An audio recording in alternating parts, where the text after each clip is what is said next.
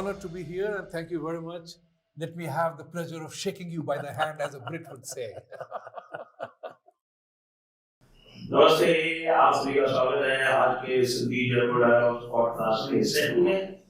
और आज हमारे साथ हैं मेजर जनरल राजीव नारायण और आदि अजिन, और हम बात करेंगे पाकिस्तान और चाइना के बारे में, यानी कि 2.0 फ्रंट के बारे में। आपका स्वागत है नारायण और आदि अजिन। नमस्ते जी। नमस्ते सर, स्टूडियो में। तो जनरल नारायण, आपकी तो चाइना में बहुत स्टडी है और आपने अभी कुछ दिनों पहले चाइना पे एक मैप जारी किया, मैंने सुना आपने और आदि मिलकर, और उसमें आप दिखा रहे हैं कि चाइना टूट रहा है। हमने तो अभी पाकिस्तान का टूटना सुना था, ये चाइना का टूटना जो है ये किस हिसाब से आपने इसको प्रेडिक्ट किया है? ये जो चाइना आज हम देख रहे हैं, it was actually the land between two reverse. North में है जिसको अंग्रेज़ येलो रिवर बोलते हैं, चाइनीज़ वांगहा बोलते हैं उसको, बीजिंग के ऊपर से जाता है। और साउथ में है यांगसे। इन दोनों के बीच का एरिया है जो हान हार्टलैंड या हार्टलैंड चाइना है। और ये क्लियरली दर्शाता है जब आप the great wall of China देखते हैं, और आई वुड रादर से it is great walls of China. एक वॉल नहीं है, कई एम्परर्स राजा आए हैं, वो अपने टाइम पे ये वॉल बनाए हैं अपने आप को मंगोल मराडर से प्रोटेक्ट करने के लिए। वो प्रोटेक्ट हुए नहीं, वो बात अलग है। आप कह रहे हैं मतलब कैंटन और जिसको वांगडाओ कहते हैं आजकल, वो इससे बाहर है। वो इलाका यूनान और north Vietnam was part of the Dai Viet Empire. Central and South Vietnam were Hindu/Buddhist empire called Kingdom of Champa, which fell only in 1858.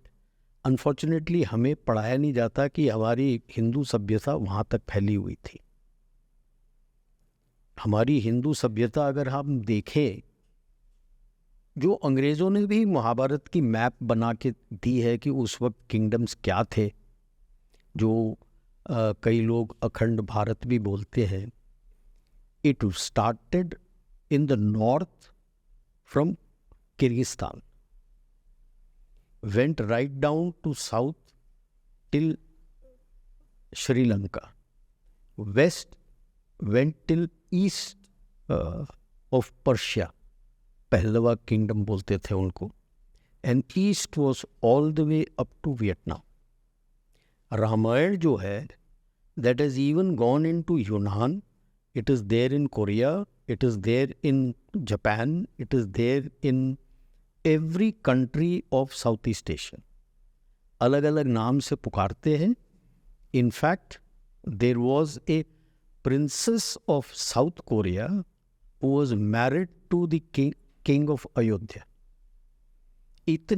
इतना फैला हुआ था हमारी सभ्यता और संस्कृति और द रीच ऑफ भारत। हम कुरु तो हम जानते हैं, हस्तिनापुर में थे। उत्तर कुरु उत्तर कुरु इज एक्चुअली किर्गिस्तान। लोग समझते नहीं है कि आप कहाँ तक थे। ये हमारी इतिहास में हमें नहीं पढ़ाया जाता। आज का जो शिनजियांग है ये भी उत्तर कुरु ही होता। हाँ, सिंचियांग तिब्बत का महाबोध देश होता था नाम, महाबोध देश वो तिब्बत। तो ये सारे आपके हिस्से थे। उत्तर मात्र जो है ये आगे का ये पूरा कैस्पियन था जो है, उत्तर मात्र जो है ये पूरा आपका तुर्कमेनिस्तान है। तो ये लगता है कैस्पियन से। हाँ बिल्कुल, कैस्पियन सी के साथ। हमें ये सब कुछ पढ़ाया नहीं जाता कि हमारी मावर की बल्कि अब हमें ये सब चीज़ पढ़ाया नहीं जाता। अनफॉर्चुनेटली हमारी हिस्ट्री जो है उन्होंने सीमित करके रख दी। तो चीन का यही प्रॉब्लम है कि वो दबाव डाल के बाकी इलाकों में कब्जा करके रखना चाहता है। क्यों? क्योंकि पहले तो लैंड के तरफ से इन्हीं देशों से हमला होता था।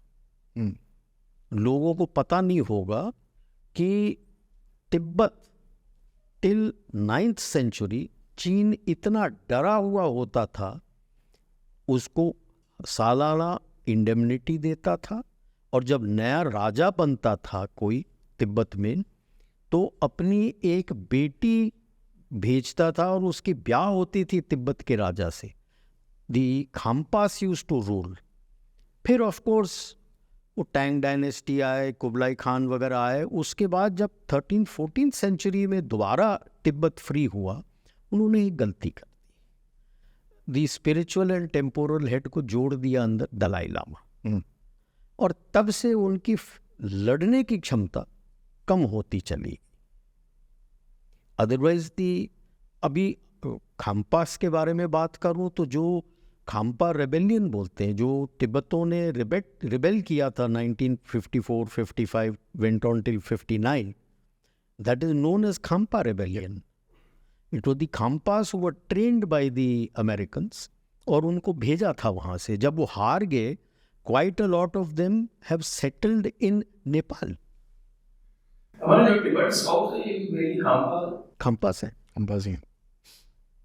सो चाइना अभी, जैसे मैंने कहा, इंटरनल टर्मोइल बहुत हो गया है। Mao ruled by the barrel of the gun.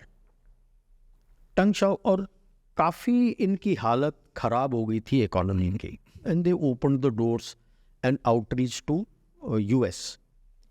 Deng Xiaoping decided and had a deal people के साथ कि I will give you economic prosperity.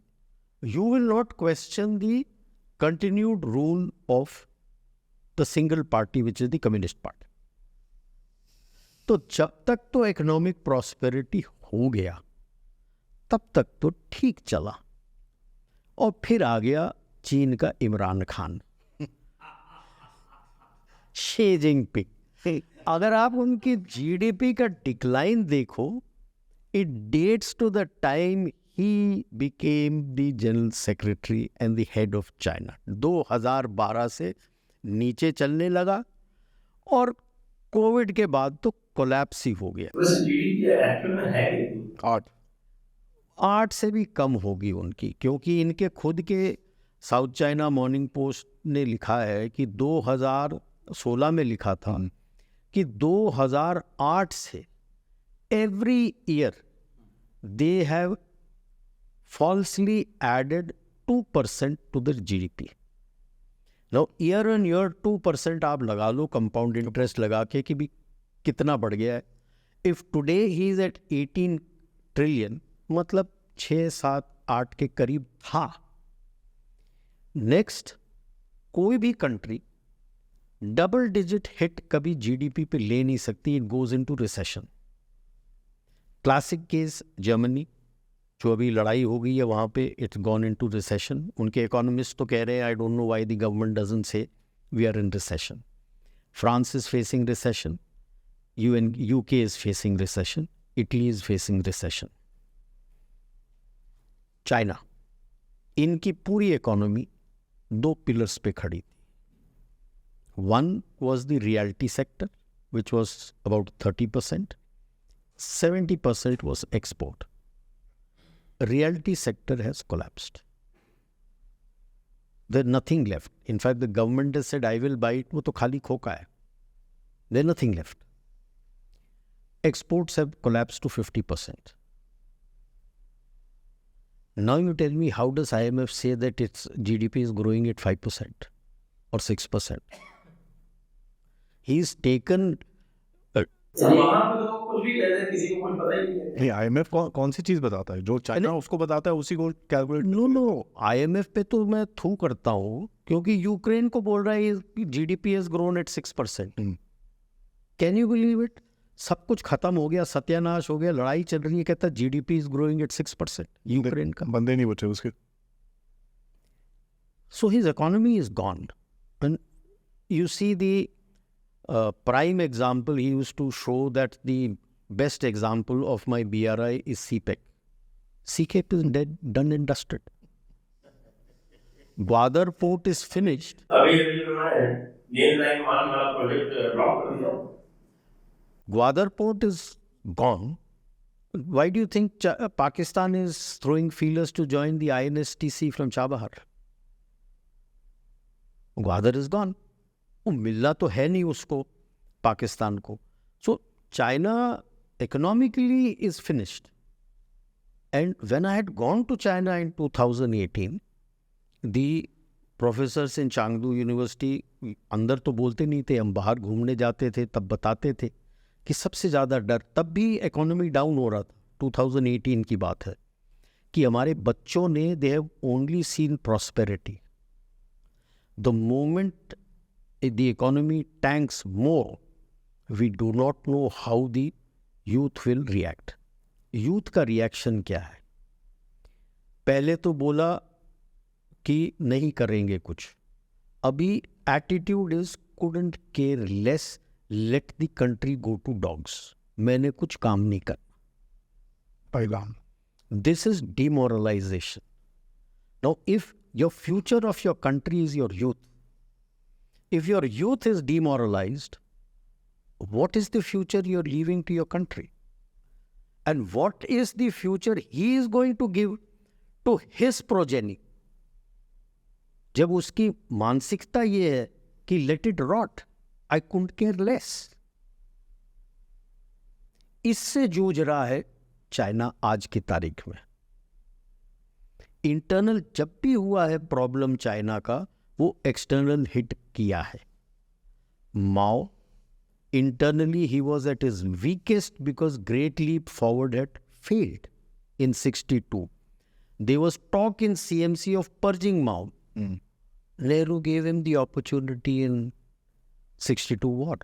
He won the 62 war, rest is history.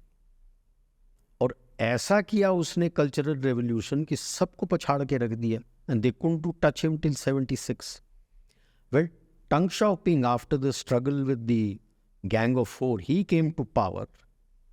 He found he was not able to control the military. So he orchestrated an attack on Vietnam. Vietnam से लड़ाई लड़ाई लड़ी. Vietnam से लड़ाई लड़ी थी. बोले we wanted to teach him a lesson, this that. Strategically, region को मैसेज भेज दिया था that Soviet Union will not help you. Because Soviet Union and Vietnam had the similar agreement, not the same, a similar agreement that Soviet Union had with India when Indira Gandhi had signed. Soviet Union ने कुछ नहीं किया उस वक्त because he was busy with his preparing for his battle in Afghanistan. But the PLA को ऐसे जूते पड़े थे वियतनाम में, बहुत जूते पड़े थे, और वापस गए वो तो PLA पे उसका कब्जा हो गया. जब जब उसको थ्रेट आया 87, 67 में जब माओ ने कल्चरल रेवोल्यूशन किया था, he tried to do something against India in Nathula, वो पिट गया. तो नैरेटिव और देख लो, आज भी कोई नाथुला की बात नहीं करता, 62 की बात करता है. Then Deng Xiaoping tried it in Samdorong-chu in 87. ये बड़ी इंटरेस्टिंग चीज ये है कि कई सारे चाइना इन्फ्लुएंस्ड लोग हैं, वो 62 वॉर को भी स्कर्मिश बताते हैं, लेकिन नाथुला को नहीं बोलते कि ये भी स्कर्मिश थी या चैंपियन उनका तो एक चैंपियन उनका तो ये भी बोलता है एलिज्ड attack by China in Ladakh. ये तो अपने कांग्रेस ही बोल रहे हैं. हाँ, कांग्रेस चैंपियन एलिज्ड अटैक. 87 में दे वाज स्लोली बिल्डअप होने लगा था. It finally took place in 89 about more democracy and openness in China. तो उसने क्या किया? ही ट्राइड समदोरंग-चू, फेल हो गया. ही ब्लिंक्ड. अब ये फंसा हुआ है. As an his struggles have started. Chinese Imran Khan फंसा हुआ है. अब बिल्कुल फंसा हुआ है. So he will try to hit out, but वो ये बोल दिया ना उसने, गलवान में ट्राई तो किया था. कोशिश कर रहा है। गलवान ने तो कोशिश किया था कि कोविड है तो कुछ नहीं करेंगे, और इतनी बुरी तरह से पिटे वहाँ पे, तो अभी तो डरा हुआ है। उसके बाद फिर कोशिश की यांगसे में, बहुत बुरी तरह पिट गए। 60 को तो हमने कब्जा कर लिया था, वाइट फ्लैग करके लेके, बेचारा वापस दे दो करके हुक्म आया था, ठीक है वापस दे दो उनको। वो बताएगा नहीं कि मेरे 60 बंदे पकड़े गए थे, ऑफिसर के साथ ब्रिगेड कमांडर भी पकड़ा गया था। No, that was a very bad brutal thrashing. अब वो करना चाहता है बट कर नहीं पा रहा है। It all comes from that one China policy, one child policy, which was brutally implemented by Deng Xiaoping. अब एक बच्चा है, when he goes to job, when he is alone, he has 2 people, his parents, and 2 sets of grandparents. Way pension नाम की चीज़ तो है नहीं वहाँ पे। Now, today की तारीख में when there is hardly anything, this man is looking after 2 to 4 to 6 and this chap is 7. If he gets married, इनको 2 मान लीजिए, he and his wife. no, abhi, now I'm saying when he gets married, that girl comes, it's not just the girl coming, there's total 7. 2 of them have to look after 12 people. And the population has gone on a decline. जो वो सोच रहे थे 2050 पे होगा, वो आज बोल रहे हैं 2025 से 2030 के बीच में होगा। इंसेंटिव भी तो देना शुरू कर दिया कि भाई 2 नहीं, अब तो 3 कर लो, 4 कर लो, 5 कर लो। ओके, लेकिन लोगों की आदतें तो बिगड़ गई हैं अब तो। वो नहीं है। अब वो कॉपी कर रहा है जो स्टालिन ने किया था और जो सोवियत यूनियन में हुआ है। They were a communist country, want to tell you are looked after. You don't have to pay for anything. China is not a communist country today. After Deng Xiaoping, they have become a capitalist country run by a single party, which is a communist party. Authoritarian capitalism. Authoritarian capitalism want to tell you have to pay for everything. It is very expensive. Everything is very expensive. Cost of living is very high. So आप incentive दे भी दो, वो तो बच्चा पैदा नहीं करना चाहते। जब मैं गया था तभी जो मेरा एलओ था, he was a married man. He says my parents want me to, his wife and he, same situation जो मैं बोल रहा हूँ। कहता मेरे पास घर चलाने के लिए पैसे के वाले लगते हैं। By the last week we have run out of money. I get a बच्चा, where will I get the money to look after all the medicines and hospitalization, and then the baby also comes? पैसा नहीं है। If I grow after the college, उसके बाद थोड़ा कमाना शुरू कर दूँ, अच्छा, then I will consider. Sometimes he says it becomes too late for the woman. Because by the time they decide, it becomes late 30s, early 40s. While yes, West में वो कहते हैं कि हो जाता है, but it's very rare. In China, they're known as leftover women. It's very rare. No, they are known as leftover women. If you cross, If you're not married, and you're not married, then you're left. here I'm saying that left over मतलब अब शादी नहीं होगी यार। नहीं होगी। अब अभी तो मैं तो इसकी जो बात कर रहा था कि 40 हो जाता है लेडी का, it's married woman, because it's a fact of life, he has to pay. वहाँ पे जो वो कॉलेज में ठहरा था, he because his parents were also, and girls parents were high up in the provincial communist party. He and his girlfriend at that time both managed to get a scholarship, and they did their graduation in Canada. Came back. Despite doing it out there, scholarships, he said, we scrounged, we didn't have money to pay for. And because the parents were in Communist Party, they get concessional rates. Yes, they concessional rates for privilege. See, भाई Congress party की तरह Amla. so he said, even that concessional rates I couldn't give. So, because his parents were higher, he and his wife, by then they got married, they opened a fast food joint in the Communist Party headquarters in the foyer. कहता 4 साल हम लोग ने गोड़े रगड़े वहाँ पे, फिर पैसे कलेक्ट करके we have come here, we were able to pay the fees. उसका एक 1 room with a kitchen and a bathroom, that is all that he got married. इसमें 2700 yuan per month he had to pay for that। कहता मैं पैसे कहाँ से लाऊं बच्चा के लिए? No, that is the situation they have come down to। No, that man who's come in his conscript, हमारे यहाँ तो बिना जॉब का भी बंदा जो है वो आराम से शादी कर लेता है। आपके तो गवर्नमेंट हॉस्पिटल में फ्री मिल जाता है ना आपको, वहाँ कुछ भी फ्री नहीं है, देन नथिंग फ्री। ये तो सिटीज में है सर, रूरल में तो कुछ भी नहीं है। रूरल में क्या होता होगा किसको क्या पता। हमारे यहाँ उनके यहाँ, उनके यहाँ अच्छा, नाउ हमारे यहाँ तो रूरल में भाई मेडिकल पेनिट्रेशन वहाँ पर जीरो है। Anganwadi and all that is rural China के अंदर मेडिकल पेनिट्रेशन एकदम जीरो है सर। ये तो मुझे बताया था कुछ लोगों ने कि मैं गया था नेपाल, तो नेपाल में छोटी छोटी कोई प्रॉब्लम होती है तो उसके लिए दिल्ली भागते हैं वो, या कलकत्ता जाते हैं और लेकिन बातें बड़ी बड़ी करते हैं। नो, इंडिया जो है अपने आप को क्या समझता है, निम्नदरी है वो, एलिट्स में, नॉट द जनरल पब्लिक। तो पूछा भाई चाइना में नहीं जाता, मेडिकल प्रॉब्लम्स अगर होती हैं तो चाइना नहीं है। तब उन्होंने शर्मा शर्मी बताया कि चाइना इज सो एक्सपेंसिव, हम सोच भी नहीं सकते। तो दूसरा एक चाइना के बारे में एक ट्रेट हमको पता होनी चाहिए। द फैक्टर इज जो रैपिड अर्बनाइजेशन होती है कभी भी किसी कंट्री के अंदर, जब आप फार्म पे रहते हो, हमारे एंसेस्टर्स फार्म्स में रहते थे, एग्रीकल्चर करते थे, जो भी करते थे। खैर मेरे ancestors used to be in this kind of this thing, तो बच्चे ज़्यादा होते थे।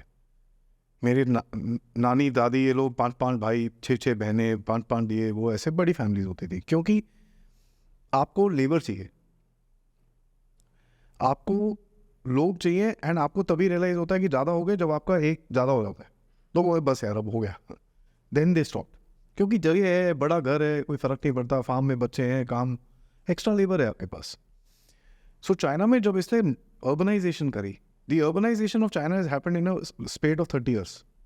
Very quick, extremely quick. तो अगर आप वो 30 साल रिवाइंड करके देखेंगे तो चाइनीज पॉपुलेशन जो डिक्लाइन था वो समवेयर अराउंड 2075। 2075, अच्छा 30 साल पुरानी की प्रोजेक्शन जो थी। प्रोजेक्शन थी। आज जो सिचुएशन में चाइना है, दैट दे वर प्रोजेक्टिंग 2075 में आएंगे। So they had enough time to do this. But आप रैपिड करते हो, जैसे सर बोल रहे हैं कि एक बेडरूम घर के अंदर कितने लोग रहेंगे sir. It's a very simple factor, कोई इसके अंदर रॉकेट साइंस नहीं है। एक बेडरूम के घर के अंदर एक बच्चा हो सकता है मैक्सिमम। अब उसके अंदर couples don't want to get married, उसके अंदर ये, उसके अंदर वो, उसके अंदर ये, तो आपका जो पॉपुलेशन ग्रोथ रेट था वो तो आपने एकदम जो एक 100 साल के अंदर होना था वो आपने 30 साल के अंदर कर दिया, द डिक्लाइन। और इसीलिए हमने अपना वो आपने अपना दी। सोने पे सुहागा। So now when you look at that one child policy and you look at all the cost of living, the conscript जो आ रहा है 40% of his PLA is conscript and you can't fight modern war with conscripts. So वो चाहे कागज में कुछ भी लिख दे, इंफॉर्मेशनलाइज वॉरफेयर और ये वो ठेंगा है। पेपर अच्छे लिखा क्योंकि 40% बंदे तो आपके कॉन्स्क्रिप्ट हैं जो 2 साल के लिए आते हैं, वो ट्रेंड ही नहीं है इस चीज़ के लिए और चले जाएंगे। कॉन्स्क्रिप्ट जो आता है एसेंशली आता है कि हायर एजुकेशन के लिए उसको कंसेशन मिल जाएगा, या अगर ग्रेजुएट होके आया है तो जॉब में he will get a better job और he will jump the queue for the job, government job. If he is keen to join the communist party जहाँ पे ही नोज की whole lot of facilities are available, he will jump the queue. He is come for that, he is not come to die for his country. तो लड़ने में हिचकिचाएगा। अब इन सब के बीच में और वो लद्दाख में ऑक्सीजन टैंक लेके चलते हैं, because they don't understand the concept of अपना एक्लिमेटाइजेशन जो हम करते हैं, उसके लिए समय रखना है उसको, he has to stay there. आप बंदों को ला रहे हो, कर रहे हो, भेज रहे हो, ऑक्सीजन टैंक लेके ऊपर आता है पेट्रोल करने के लिए, और जब नीचे जाता है he has to go into a tent where he is put under oxygen, doctor test करता है और फिर कहता है कि ही इज़ ओके। तो ऐसे में लड़ाई क्या लड़ेगा वो? He can't go and say sorry अभी मत फायर करो, I have to go back to my oxygen tent, doctor check करना है। मतलब क्या? No, in this whole scenario when the US लगाने वाला कोई सलाह नहीं है, बस 15 लोगों को तो 12 टोटल अगर आप दिवस सलाह 12 लोगों को और फिर the one of the assessment which came out in their Weibo, they lost 143 people. Galwan में Galwan Russians have said about 60 to 70, 72 right? हाँ, बट नया ग्रेन बना है उनका जो वेबो पे, वो बंदा वहाँ खड़ा होके बोल रहा है ये हमारे मार्टियर्स है ऑफ गलवान, 143 न्यू ग्रेव्स, इन्होंने 5 एक्सेप्ट किए हैं। Look at what would have affected. अब अगर मैं रशियन फिगर भी लेता हूँ, the lower estimate of 50, what has happened to those 45 families who have lost. तो उनका जो कॉन्स्क्रिप्शन में के जो वॉलंटियर्स हैं उसमें भी फर्क पड़ा है। इतना फ़र्क पड़ा है कि इनका पहले कॉन्स्क्रिप्शन साल में एक बार होता था, बंदे नहीं आ रहे हैं, कन्नी काट के भाग रहे हैं, तो उसने साल में 2 दफ़ा बोला है कॉन्स्क्रिप्शन करे, एक बार मार्च में एक बार सितंबर में। बंदे नहीं आ रहे हैं, क्यों आएंगे? Because they don't look on Tibet Xinjiang as their country, that is not their country. So जब इतना प्रॉब्लम आएगा, आपके पीएलए के अंदर ही टूट आ रही है कि सीएनसी के अंदर टूट आ रही है कि we are not ready for war, we can't fight, how will you hold on to these territories? And that was the backdrop when I decided with him that let us make this map. Because Tibet is occupied, China occupied Tibet, China occupied Eastern Turkestan, China occupied Inner Mongolia, China occupied Manchuria, and China occupied Yunnan. वहाँ पर भी तिब्बत को थोड़ा बढ़ा सकते हैं हम लोग। तिब्बत के 2 डिस्ट्रिक्ट उसने निकाल दिए, ऊपर का आमदो और ईस्टर्न साइड का Kham. Amdo is given to Gansu and Kham is given to Sichuan. They are not part of नहीं तो TCR जो कॉन्सेप्ट है आज का वो छोटा है। the Tibet at all. Khamdo and Kham अगर डालोगे, Tibet is much larger country than China itself. It's massive. जो ओरिजिनल चाइना है उससे एक्चुअली बड़ा है Tibet. So there is a reason that ये ओरिजिनल मैप तिब्बत का आने नहीं देंगे। बाय द वे सर ने बोला था ना, तिब्बतन लोग अपने आप को बौद्ध बोलते हैं। The country is known as Bod, BOD, ठीक है। तो ये तो बहुत ही इंटरेस्टिंग है। चाइना का एक और एडिशनल चीज़ मैं सर से ऐड करना चाहूँगा कि आपकी जो एक इंडस्ट्री है, you are a shopkeeper with 2 customers, ठीक है। आपने बनाया पूरी तरह से एक्सपोर्ट के लिए। सबसे इंटरेस्टिंग एग्जांपल मैं आपको देता हूँ। इनको 2014 में पता चला कि यार ये यूरोपियन जो आए हैं सारे लेफ्टी हैं, इन्होंने क्लाइमेट चेंज की बात करनी है। They literally converted their industries to make EVs, ठीक है। इन्होंने सोलर सेल्स बनाने शुरू करे, इन्होंने ड्राइव शाफ्ट्स बनाने शुरू करे, इन्होंने कार्स बनानी शुरू करी। आज अगर आप चाइना के कार ग्रेवयार्ड देखेंगे तो millions of cars are there, क्योंकि इन्होंने सब्सिडाइज करा उस चीज़ को। दे रियलाइज कि भाई हमको ये जो टेक्नोलॉजी डेवलपमेंट साइकिल है इसको स्पीड अप करना है, तो अपने कंट्री के अंदर सब्सिडाइज करके ये कार्स को आप फुल पावर बेचो। व्हाट विल हैपन इज, जो उनको इश्यूज आएंगे ये आएगा, will be able to fine tune the technology. तो उन्होंने पूरी अपनी investment from actually hardcore manufacturing of consumer goods इन्होंने उठा के ग्रीन एनर्जी पे डाल दिया। They focused on green things. Now let's look at this green things sir. इस टाइम पे as we speak there are 2 million cars that are standing on the ports of Europe with no place to go. तो Chinese क्या करते हैं, वो जो dumping बोलते हैं ना सर ये लोग, that's what they do. They take the cars there and either they're in transit or they're standing there. They dump मतलब डिमांड ऐसी आएगा, ठक से आ जाएगी गाड़ी आपकी। So they will offer you such aggressive prices, तो वो कर नहीं पाएंगे। अभी वेस्ट ने क्या किया है, अमेरिका ने बोला भैया 100% tariff on your electric cars and solar components. EU थोड़ा सा शर्मा रहा है अभी, ठीक है, और आपको पता ही है EU तो चाइना की गोदी में बैठता है वैसे, बट EU ने भी उसके ऊपर 38% टैक्स डाल दिया है। तो एक इंडस्ट्री जिससे आपका फ्यूचर बनना था हो गया। India which is another market is not allowing this to come in. आप बोलते नहीं हम, अब BYD बोलते हैं हम 2 बिलियन लेके आएंगे आपके पास फैक्ट्री लगाने के लिए। नहीं सर कोई बात नहीं, हमको नहीं चाहिए। Because you know what is trying to do here. वो ओवर डंपिंग करेगा, ओवर मैन्युफैक्चरिंग करेगा और इतना अवेलेबल होगा आपके मार्केट के अंदर कि it will be just everywhere. That's what he tries to do. और उसके एम्बेसडर ने इसके बारे में ट्वीट भी करा कि साहब कोरियन कार्स दिखती हैं, अमेरिकन कार्स दिखती हैं, जर्मन कार्स दिखती हैं, चाइनीज कार क्यों नहीं दिखती हैं भारत के अंदर? There is a reason, because उसकी पूरी जो इंडस्ट्री है वो ठप होने वाली है अभी. His entire export market is out, finished. What are people और हम जो है उसके फिनिश होने में अपना योगदान करना चाहते हैं. देखिए सर, योगदान तो जो है वो है, लेकिन आपका ट्रेड बढ़ रहा है. कई लोग बोलेंगे आदि जी क्या बकवास कर रहे हो, हमारा ट्रेड जा रहा है ऊपर. Fantastic. People don't realize a lot of that trade going up is also imports from China. High grade steel, जिसके लिए आज आप कॉकिंग कोल लेते हो कहाँ से सर? मंगोलिया से. मंगोलिया से ट्रांस साइबेरियन रेलवे के अंदर कोल आता है, goes on to the INSTC, comes to Chabar and comes to Bharat to make high grade steel. Mongolia से, चाइना के बैकयार्ड में. ठीक है, वही स्टील को आप कन्वर्ट करते हो, बनाते हो और हाई ग्रेड स्टील चाइना को बेच रहे हो आप इस टाइम पे. That is the beauty of things. People don't realize this, that the trade, yes we are importing more also because हमारी डिमांड है. But one of the reason that the trade figure is going up is because he is also importing more. During covid sir इन्होंने so called smuggling racket पकड़ा था. Smuggling क्या था? वो यहाँ से मांगते थे, हम भेज देते थे दवाइयाँ उनको. हांगकांग के अंदर एक इंडस्ट्री बनी जहाँ पर वो दवाइयों खोला जाता था एंड चाइनीज रैपर्स रेडी होते थे, वो दवाइयों को वापस डाल के डिप करके आगे डाल देते थे. But because this thing use to take time, Hong Kong में जो स्मगलिंग रैकेट्स चलते हैं उन्होंने भारत से डायरेक्टली मंगा के चाइना के अंदर मेडिसिन बेचनी शुरू कर दी. बिकॉज डिमांड बड़ी ज़्यादा थी. कोविड के टाइम पे हालत ख़राब थी इनकी जब वो इन्होंने सडनली लॉकडाउन हटा दिया था. What they realize was Indian medicine were everywhere. And one fine day they banned it. No medicines from India will be allowed.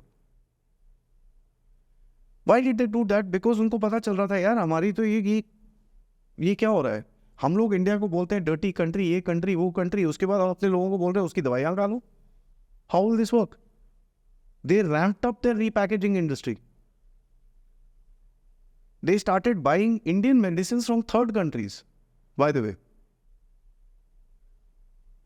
Hong Kong के थ्रू वियतनाम से खरीदेंगे, आपसे इंडोनेशिया से खरीदेंगे. ये तो हम API तो चाइना से ही देते हैं. 45% रिडक्शन है सर पिछले 3 साल के अंदर.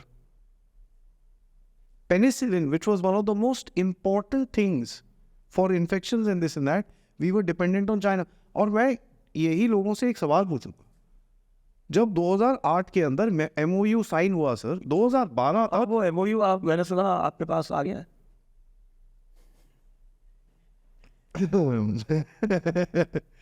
आएगा तो मैं आपके पास ही लेकर आ जाता है कहीं नहीं. उसका भी बड़ा सिंपल तरीका है और मैं ओपनली बोलता हूँ जो मैं कर रहा हूँ. I tell you my research methodology. Chinese Communist Party ने सेम MOU साइन करा है 3-4-5 कंट्रीज के साथ. मालदीव्स, नेपाल, भूटान के साथ करने की कोशिश करी थी, वो फेल हो गया. बांग्लादेश, म्यांमार, कंट्रीज के साथ किया है या उनकी पार्टीज के साथ किया है. नाउ अगर वो सब चीज़ें वो कर रहा है, अगर वहाँ पर कर रहा है तो MOU का फॉर्मेट तो सेम ही है ना सर. हाँ, तो क्या है? एक आफ्टर इफेक्ट तो आपको दिख रहे. Your entire pharma industry after 2008 till 2012 it collapsed in 4 years. Solar industry collapsed. Your manufacturing of house hold goods जो आप कर रहे थे थोड़ी बहुत, इंटायर थिंग कोलैप्स्ड. आप देखिए 2012 के बाद you became what, a so called service economy, जहाँ पर आपके लोग BPO में काम करना ज़्यादा पसंद करते थे क्योंकि वहाँ पर 40,000 रुपये मिल रहे थे लोगों को उस टाइम पे. 2012-13 की बातें हैं, उससे भी पहले है actually. They collapsed our entire manufacturing so that ये ट्रांसफर भारत से उधर जाए. और इसके अंदर मैं चाइना को नहीं बोलता, मैं तो पूरा बोलता हूँ. साइनो, वाबी, लेफ्टिस्ट, ये तीनों थे. हमारे ट्रेड सेंटर्स के ऊपर अटैक्स हुए, उनको अनसेफ किया गया, आपकी इंडस्ट्री को लेके जाया गया इन सिस्टमैटिक फैशन. एंड आपके ट्रेड लिंक्स इस तरह से बनाए गए चाइना के साथ कि आप डिपेंडेंट थे उसके ऊपर. You did not buy your API from New Zealand और ऑस्ट्रेलिया और अफ्रीका और Germany. No, you bought it only from China. वो क्यों था? There is a reason that thing was set up like that. तो आप अपने आप फंक्शन कर नहीं सकते थे.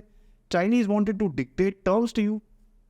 आज आप वो टर्म्स मानते नहीं हो. One of the biggest examples is Tibet का जो भी कार्ड खेला है आपने. इस टाइम पे चाइना को ये समझ नहीं आ रहा यार मैं यूएसए को गाली दूं, इंडिया को गाली दूं, दोनों को गाली दूं कि गाली कहीं और दूं. He abused the USA, okay, but he did not mention India once. Why?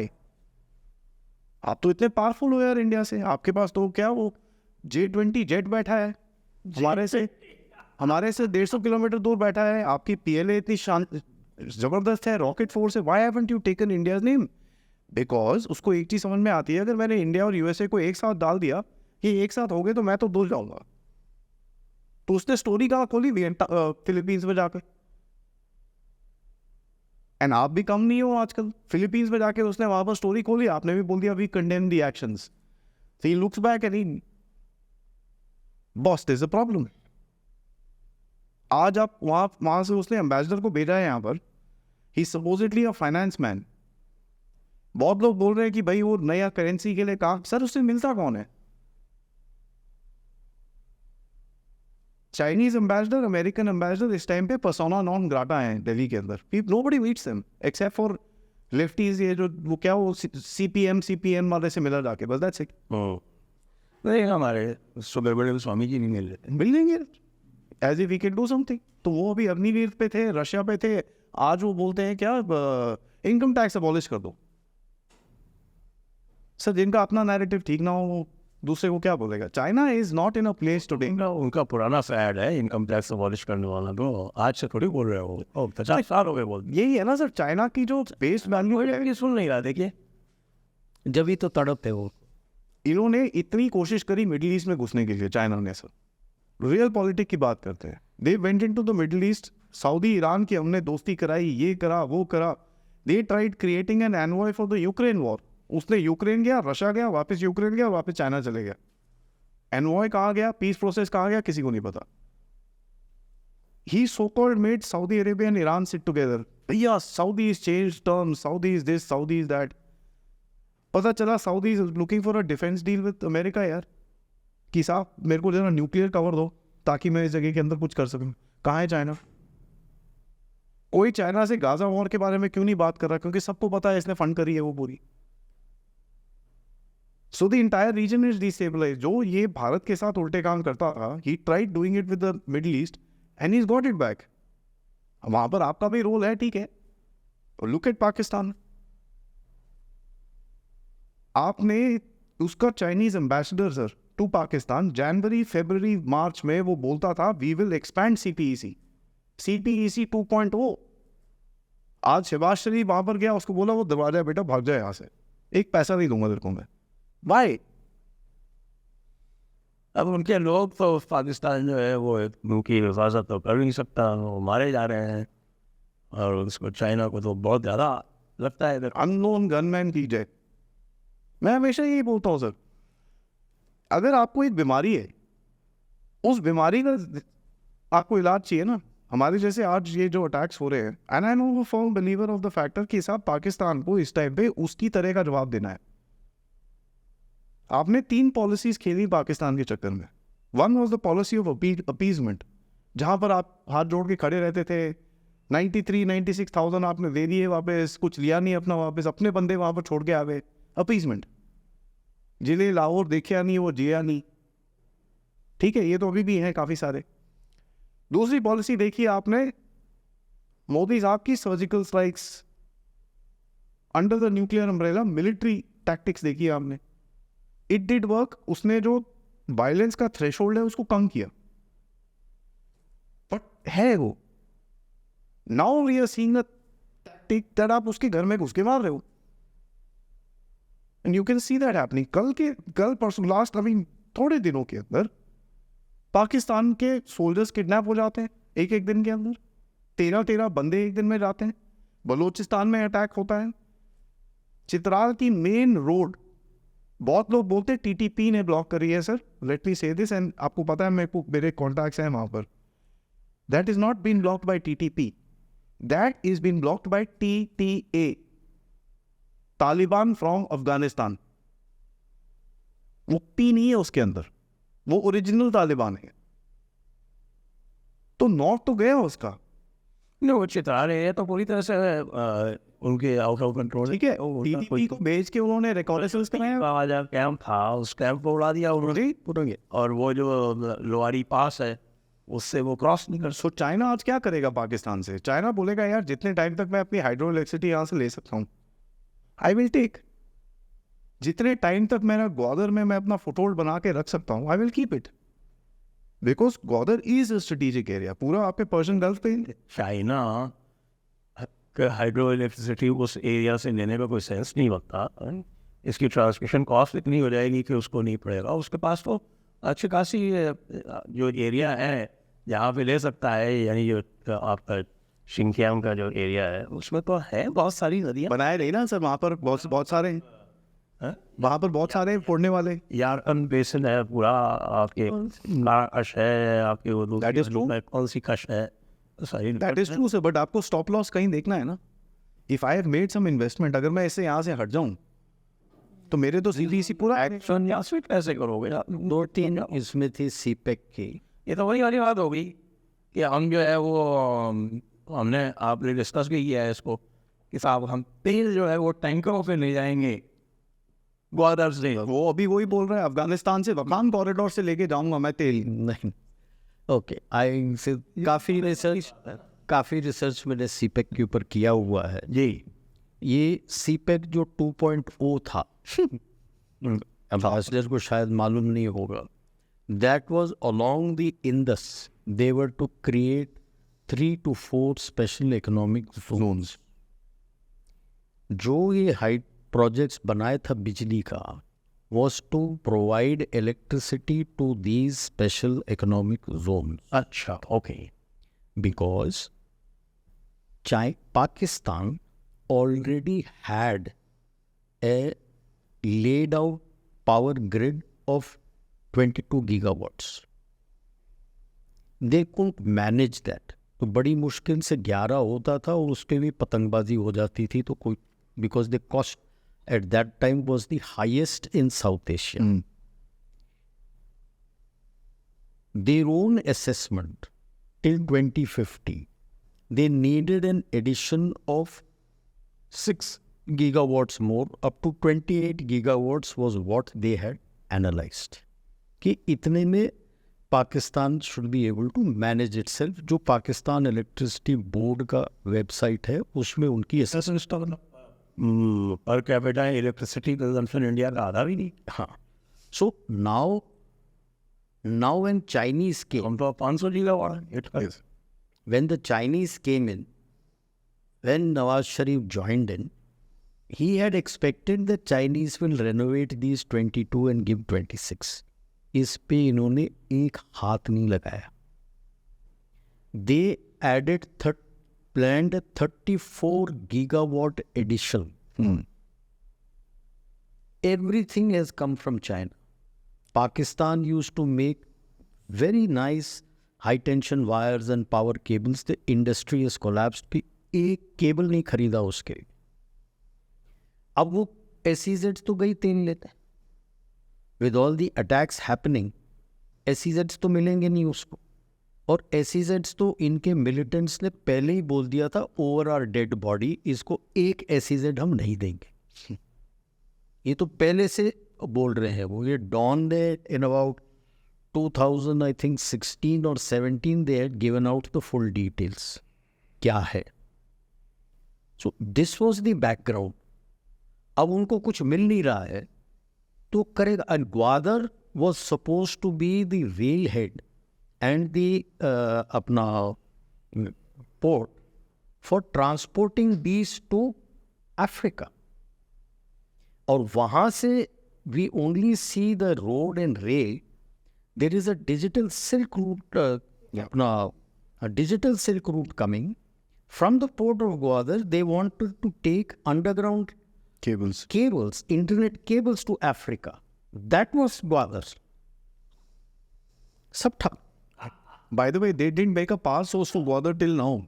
अभी जो पार्क आती है ग्वादर पोर्ट में, जो भी 20-25 शिप आते हैं साल के, ईरान से पावर लेते हैं। Gwadar till date does not have fresh water. पानी नहीं है और उसको खुंदा किया। फ्रेश वाटर नहीं है। कि the Africans have taken on all our telecom companies, जैसे एयरटेल है, टाटा है, they have a huge footprint in Africa. Now the Africans themselves वो कहते हैं कि हमें इंडियन कंपनी पसंद है. क्यों? इंडिया आता है, like Tata Motors and all सब हैं, कि तब वो अगर उसने कहीं सेटअप किया है 100 बंदे चाहिए, अपना खुद का 5-7 मुश्किल से होगा, बाकी 95 सारे हमारे. हमें ट्रेनिंग करता है, unskilled, semi skilled, skilled, managerial सब ट्रेनिंग देता है. जो अच्छे मैनेजरियल में है वो उसको स्पॉन्सर करके इंडिया या तो यूएस या यूके में, अपने वेस्ट में भेज के वो उससे एमबीए करवाता है. मेरे बंदे ट्रेन हो, and he runs the company with just those 4-5 people, 6 people on top. Cut the check. Same company, 10 बंदे चाहिए, कहता 5 से 7 हमारे होते हैं, बाकी सारे उसके होते हैं. कोई ट्रेनिंग नहीं होता. अगर हमारे पास कोई स्किल्ड और सेमी स्किल्ड है तो वो है, अदरवाइज अनस्किल्ड. तो मुझे as a society, as a country, मुझे क्या फ़ायदा हुआ उसको लाके?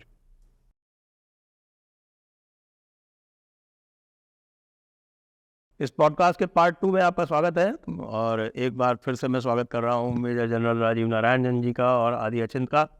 कल हम जब बात कर रहे थे पार्ट 1 में, तब हम सीपेक तक पहुँचे थे, और चाइना का सीपेक में इंटरेस्ट क्यों ख़त्म हो गया है और अब वो क्यों पाकिस्तान को अंगूठा दिखा रहे हैं, इस बारे में बात हो रही थी. तो और सीपेक का जो ओरिजिनल जो आइडिया था, जिसमें तरह तरह की बातें हो रही थी कि साहब यहाँ से ऑयल की पाइपलाइन जाएगी, या फिर यहाँ से जो है वो टैंकर आएगा, यहाँ डॉक होगा, और फिर टैंकर जो है वो लेके खूंजेर पास के थ्रू और जाके काशगर जाएगा. वैसे काशगर में ऑयल कंजम्पशन तो इतना है नहीं, ऑयल कंजम्पशन तो सारा का सारा ईस्टर्न बोर्ड पे है. तो मैंने कैलकुलेट किया था कि भाई क्या कॉस्ट आती है. तो $1 20 सेंट कॉस्ट जो है वो नॉर्मल शिप के थ्रू यदि आप ले जाते हैं तो ईस्टर्न बोर्ड पे, चाइना के ईस्टर्न बोर्ड पे गल्फ से इतनी कॉस्ट आती है. तो मैंने कैलकुलेट किया था यहाँ करीब $21 आ जाएगी. और उसके बाद $21 में मैंने वो कॉस्ट नहीं कैलकुलेट की कि अगर आप उसको क्रूड ऑयल को लेके जाएंगे. क्रूड ऑयल चूँकि आई हैव बीन अ शिपी और carried lot of crude oil को हीट करके रखना पड़ता है, और आप उसको -20-30 डिग्री सेंटीग्रेड के एरिया से लेके जाएंगे तो कुछ ज़्यादा ही आपको हीटिंग की कॉस्ट आ जाएगी. वो और ऐड ऑन कर दें तो ये जो उस वक्त मेरे ख्याल से $60-70 का क्रूड चल रहा था पर बैरल, तो उसकी कॉस्ट जो थी वो कोई $120 पड़ रही थी. तो ये कौन सा लॉजिक, कौन सा कमर्शियल ये सेंस बनता था? या अगर आप उससे ऑयल पाइपलाइन भी बना देते हैं तो भी आपका मलक्का चौक तो आपसे अवॉइड नहीं होता किसी भी हालत से. बिल्कुल सही सर. ये मतलब इन्होंने तो एक उल्लू बनाया था पाकिस्तानियों को, वो उल्लू बन गए. कि उनको ये बोला था कि हम ये सब करेंगे तो देख लो, आपको ट्रांजिट कॉस्ट वगैरह हम आपको देना पड़ेगा, रेंटल कॉस्ट देंगे, आपको खूब पैसे बनेंगे. आज ही मैं दोबारा पढ़ रहा था उसको, जो भी लोन इन्होंने सीपेक 1 में दिया है इनको, $17 पर 1% इंटरेस्ट इनको ये देना है, इक्विवेलेंट ऑफ $17 पर 1% इंटरेस्ट, जिस पे साइन किया है, और इनको मिला है तकरीबन 6%. तो मतलब आप अंदाज़ा लगा लो कितने पैसे देने हैं, जहाँ पे आ कुछ नहीं रहा है इनको. नो वंडर चाइना के पास, पाकिस्तान के पास कुछ बचा ही नहीं है अब कुछ देने के लिए. जितना कुछ था वो तो चाइना चूस चुका है, अब जो चूस चुका है, जो आम खाता है, उसको गुठली से क्या काम है? तो अब पाकिस्तान तो उसके लिए गुठली रह गया है and has no use left for him, क्योंकि उसको सीपेक जो एसईजेड्स बनाने थे, जैसे पहले मैंने बताया था, जिसमें इंडस्ट्रीज लगते, वो तो दिख नहीं रहे आते, क्योंकि उधर लगाने के लिए भी उसको चाहिए कि पाकिस्तान कुछ पैसे डाले। सारा पैसा तो वो डालेगा नहीं, पाकिस्तान के पास तो पैसे देने के लिए बचे नहीं हैं। एक और लॉजिक ये लोग लाते थे कि साहब की चाइना जो है वो ग्वादर उसके लिए बहुत महत्वपूर्ण है, क्योंकि वहाँ से उसको जो है वो गल्फ़ की एक्सेस मिल जाती है। तो उसका मेरा ये काउंटर रहा करता था कि भाई ऐसा है कि जो एग्जिस्टिंग रूट टू बंदर अब्बास है चाइना से, उसमें जो हाईएस्ट माउंटेन पास पड़ता है वो 2300 मीटर्स पड़ता है, और वो आपके कज़ाक, उज़्बेक, तुर्कमेनिस्तान और सीधे बंदर अब्बास इतना बड़ा वेल डेवलप्ड एक ऑयल टर्मिनल भी है, नॉर्मल कार्गो, कंटेनर कार्गो, सब तरह का, बहुत मेरे ख्याल से गल्फ़ का दुबई के बाद सबसे बड़ा सेक्टर वही है, बंदर अब्बास।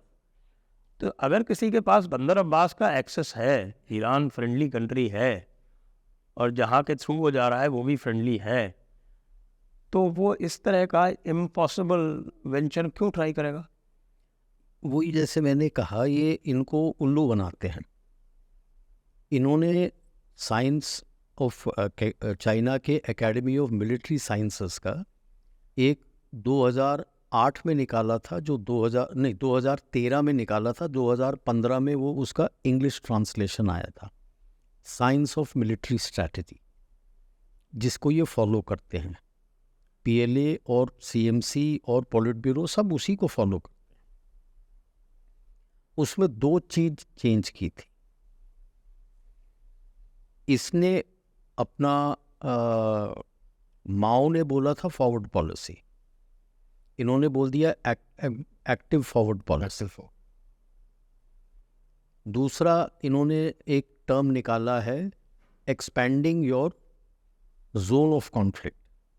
उसके तहत वो चाहते हैं कि हमारे जितने भी बाउंड्रीज हैं, कॉन्टिनेंटल, एरोस्पेस, मैरीटाइम बाउंड्रीज, जब भी हम लड़ेंगे तो इसके बाहर लड़ना है। Then Indo Pacific is very important for them. इनका 3 ओशन स्ट्रैटेजी है। मैंडरिन लैंग्वेज ऐसा है, लार्ज वाटर बॉडी, आप उसको लेक कह लो, सी कह लो, ओशन कह लो, उसका वर्ड सेम ही है, माई। सान इज 3, तो ये एक सान माई स्ट्रैटेजी के साथ चलते हैं to dominate Pacific, Indian ocean and Atlantic. उसमें इन्होंने एक टर्म यूज किया है, ओवरसीज स्ट्रेटेजिक स्ट्रॉन्ग पॉइंट्स। वो मिलिट्री बेस नहीं बोलते, क्योंकि उसमें इंपीरियलिज्म की बू आती है, नेगेटिव है। तो वो ये इनको बोलते हैं ओवरसीज स्ट्रेटेजिक स्ट्रॉन्ग पॉइंट्स। अगर आप उसमें पढ़ लो कि ओवरसीज स्ट्रेटेजिक स्ट्रॉन्ग पॉइंट का ड्यूटी क्या है, वो हूबहू मिलिट्री बेस का है। And they control the government of that country and they will ensure कि वो गवर्नमेंट को कोई उखाड़ के फेंक ना सके, जिन्होंने उनको परमिशन दिया है। इसी चलते ये कई बेसिस बना रहे हैं सब तरफ, कि यहाँ तो अभी मैरीटाइम उछले हैं, लैंड का भी उन्होंने डाला हुआ है उसमें, कि लैंड रूट्स में भी अलोंग BRI ये डालेंगे। जो जो आगे चल के सफल हो गए, उनके ग्रुप ऑफ 3 का ट्रायंगुलेशन करके they will be able to dominate the ocean. अगर जहाँ सिलेक्टेड प्लेस है जहाँ पे वो शिप रख सकते हैं, जैसे सियाम रीप बेस है इनका कंबोडिया में, वहाँ पे वो शिप्स ब्लेस कर देंगे। कंबोडिया तो कुछ कह भी नहीं सकता। बाकी जगह इज विक्चुअलिंग, आपको सब कुछ मिलेगा। और उसके डिफेंस के लिए इनके जो मरीन ब्रिगेड्स इन्होंने नए तैयार किए हैं वो होंगे। Boots are already there in Djibouti, marine boots they are already there in Gwadar.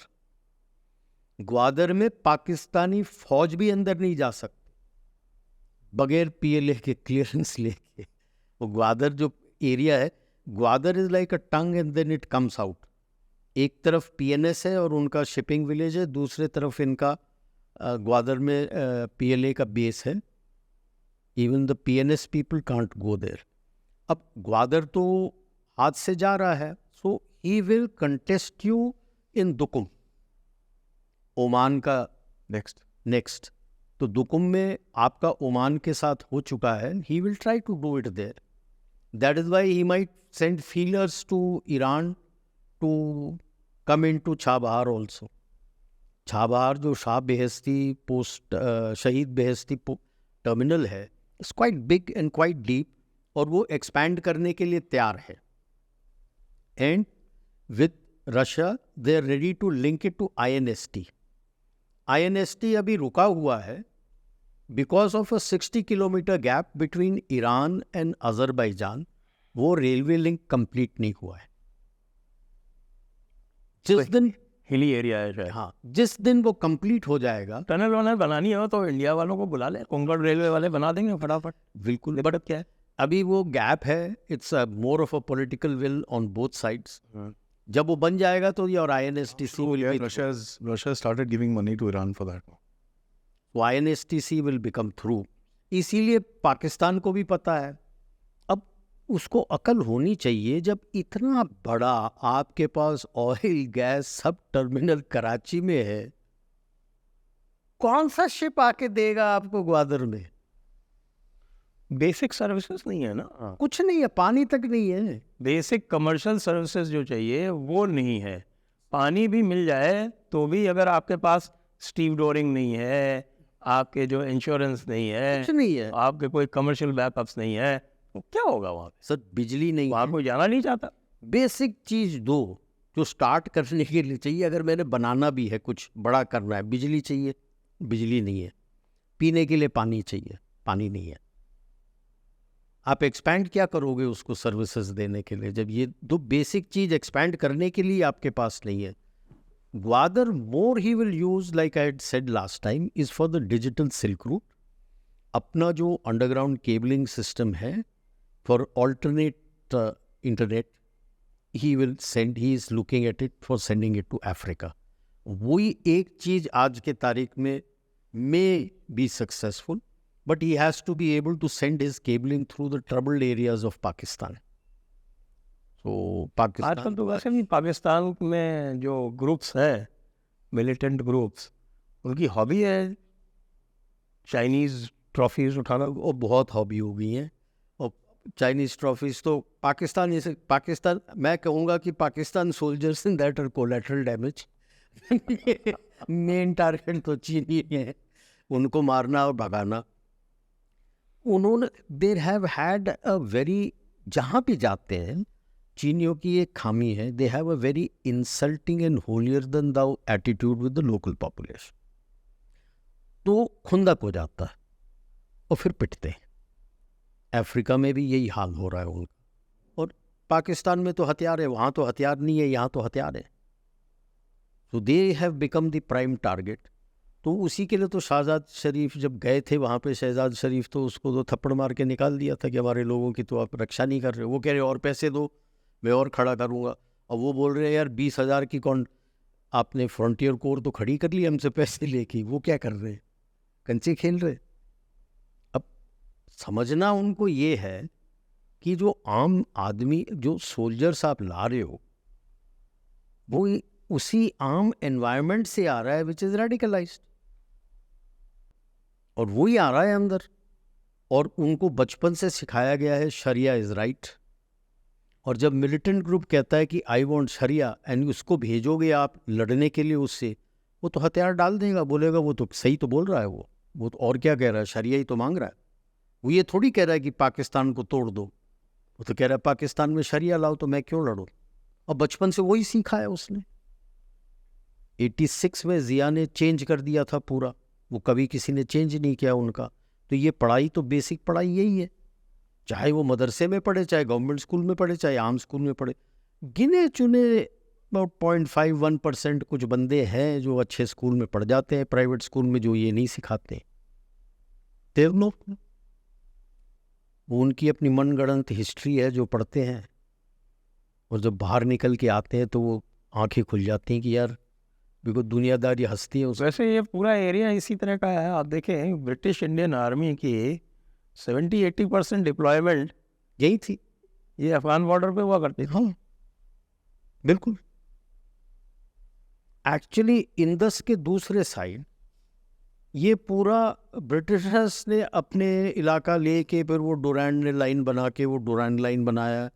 मेरी खुद की यूनिट बिटवीन द वॉर्स वहीं थी, बन्नू। जब ये मैं सुनता हूँ ये सब तो क्योंकि मैं I had helped my colonel of the regiment write the history, I had research और काफ़ी लिखा था, तो पुराने याद आता अरे ये वो बोल रहा अपनी तो पोस्ट थी वहाँ पे। तो ये तो पूरा स्ट्रंग आउट पोस्ट था, छोटे छोटे पोस्ट थे, रोड ओपनिंग के टाइम जाते थे आप वहाँ पे महीना डेढ़ रहते थे, फिर आपको Peshawar use to be the Paris of that area, because वहाँ पे उनके बॉल डांस वगैरह होते थे, तो वो ऑफिसर्स लिखते थे कि वी यूज टू वेट कि महीना मेरे ड्यूटी का टर्नओवर ख़त्म हो, मैं पेशावर जाऊँ और क्लब में जाऊँ और ऐश करूँ। एक हफ्ता मिलता था, उसके बाद आपको वापस जाना पड़ता था। एंड एवरी डे पिकेटिंग करो, फाइटिंग विद द ट्राइबल्स, यही होता था। That was their life. वही वो बैटल ऑफ सारागढ़ी वो Yes, yes. एरिया में। Saragadi was actually a signaling post between the two main posts, where the 21 Sikh soldiers fought last man last round, जिसका वो picture भी बन गया था। तो this is it use to signal, क्योंकि उन दिनों रेडियो सेट्स नहीं होते थे, तो लाइट का सिग्नल आता था इनके पास, and then they use to relay the signal to the other fort. तो दो फोर्ट के बीच में ये जगह था, तो इन्होंने सोचा था कि इसको तोड़ देंगे तो दोनों फोर्ट नहीं बात कर पाएंगे एंड मैसेज नहीं जा पाएगा। एंड यही था, अगर उनको रीइंफोर्समेंट चाहिए था तो इनको मैसेज भेजते थे, they used to beam it back. And since they fought the whole day and day plus till the last man, that attack of 10,000 tribals failed. They couldn't capture any other post because the reinforcement reached in time. That was Saragadi. That was Saragarhi. अरे जी, इसमें आजकल इस area में unknown gunman का बोलबाला है। ये कौन है? मैं तो मैं भी हूँ। We are all unknown. Yes, unknown gunmen. इसे कंफ्यूजन क्या है उस जगह के अंदर? जैसे सर बता रहे थे, चाइनीज इंटरेस्ट तो आ गया उधर, बट वहाँ पर उसके प्रो पावर्स भी हैं और अपोजिंग पावर्स भी। इट्स नॉट ऑल कि भाई चाइना को एकदम ग्रीन सिग्नल मिल रहा है हर जगह से। अफगानिस्तान के अंदर भी अगर आप देखें, वहाँ पर बहुत सारे ग्रुप्स हैं जो एक दूसरे को कम्पीट करने के लिए खड़े किए गए हैं। सो पाकिस्तान और अफगानिस्तान एक दूसरे से लड़ना नहीं चाहते, लेकिन वो प्रॉक्सीज को लड़ाना चाहते। हर का एक प्रॉक्सी है। अब अफगानिस्तान को ये चीज़ पता है, अगर पाकिस्तान के अंदर प्रॉक्सीज लगा के उसको बिजी ना रखा गया, पाकिस्तान आके अफगानिस्तान में उंगली करेगा। और पाकिस्तान को भी पता है, अगर मैंने भी प्रॉक्सीज ना बनाए तो अफगानिस्तान आके इधर पे उंगली करेगा। ड्यूरैंड लाइन जो वो कर रहा है, इसके अंदर हेड स्टार्ट जो मिली है वो तालिबान को मिली, बिकॉज पाकिस्तान तो एकदम बल्ले बल्ले था। When the Americans left he thought ये तो पूरा जेब में आया। हाँ, तो क्या क्या बातें कही थी और क्या क्या शुभकामनाएं दी थी। हमारे तो देवबंद वालों ने भी शुभकामनाएं। तो इन लोगों ने इतना सोचा नहीं कि ये सिचुएशन इस तरह से हाथ से आगे जाएगी। And when this thing went across, तो ये लोगों ने भी अभी ग्रुप शूप बनाने शुरू कर दिया है। एक IS का वो इस्लामिक स्टेट का ग्रुप बनाया है काफ़ी बड़ा सा, जिसकी काफ़ी हर जगह पे टेंटिकल्स दिख रहे हैं। भारत में भी दिख रहे हैं आपको, 2-3 अभी पकड़े हैं।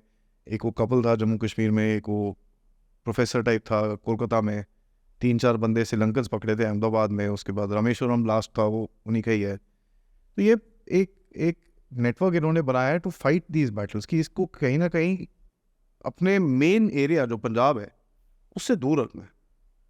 पंजाब से जितना दूर रख सकते हैं that will be good for them. अभी अगर आप एरिया बाय एरिया देखेंगे, यहाँ पर हर एरिया की एक अलग नेचर है और हर एक के अंदर अलग अलग ऑपरेशंस हो रहे हैं। गिलगिट बाल्टिस्तान POK के अंदर आपने देखा ये प्रोटेस्ट होते रहते हैं, हर 2 महीने में प्रोटेस्ट होते हैं। होता क्या है, प्रोटेस्ट होते हैं तो उनको पैसे दे देते हैं, लीडर्स को जेब में भर देते हैं उनकी, वो वापस चले जाते हैं, लोग भी वापस चले जाते हैं। लेकिन द प्रॉब्लम स्टिल रिमेन, और प्रॉब्लम जेन्युइन है वहाँ पर। उधर पे स्पेशली POK रीजन के अंदर रेडिकलाइजेशन बहुत ज़्यादा है। It's extremely high. जो यहाँ पर ये जो फॉरेन टेररिस्ट बोलती है हमारी army, most of them are recruited from those areas.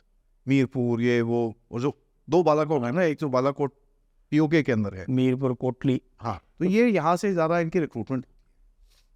Partition के टाइम में सबसे बड़ी मैसेकर्स यही हुई थी, मीरपुर और कोटली. ठीक है, तो ये बड़े हाईली रेडिकलाइज हैं, क्योंकि एक तो मेन बालाकोट के पास भी हैं जो सैयद अली शाह बरेलवी का वो जो गढ़ है वहाँ पर, ये वो नॉल, तो उसके पास भी है. तो आइडियोलॉजिकली भी काफ़ी इनका वो गेम है. प्लस भारत के पास था तो इन लोगों ने उस जगह के अंदर लॉन्च पैड्स, छोटे ट्रेनिंग कैंप्स, फॉरवर्ड बेसिस, ये वो कर आगे काफ़ी कचरा कर रखा है. That's one of the reasons. कभी कोई पूछता है कि भाई पीओके लेना चाहिए, नहीं, बिकॉज हाँ. 70 साल से वहाँ पर इंफ्रास्ट्रक्चर, मैं भी ये कहता हूँ ना कि भाई उस पॉपुलेशन का क्या करोगे?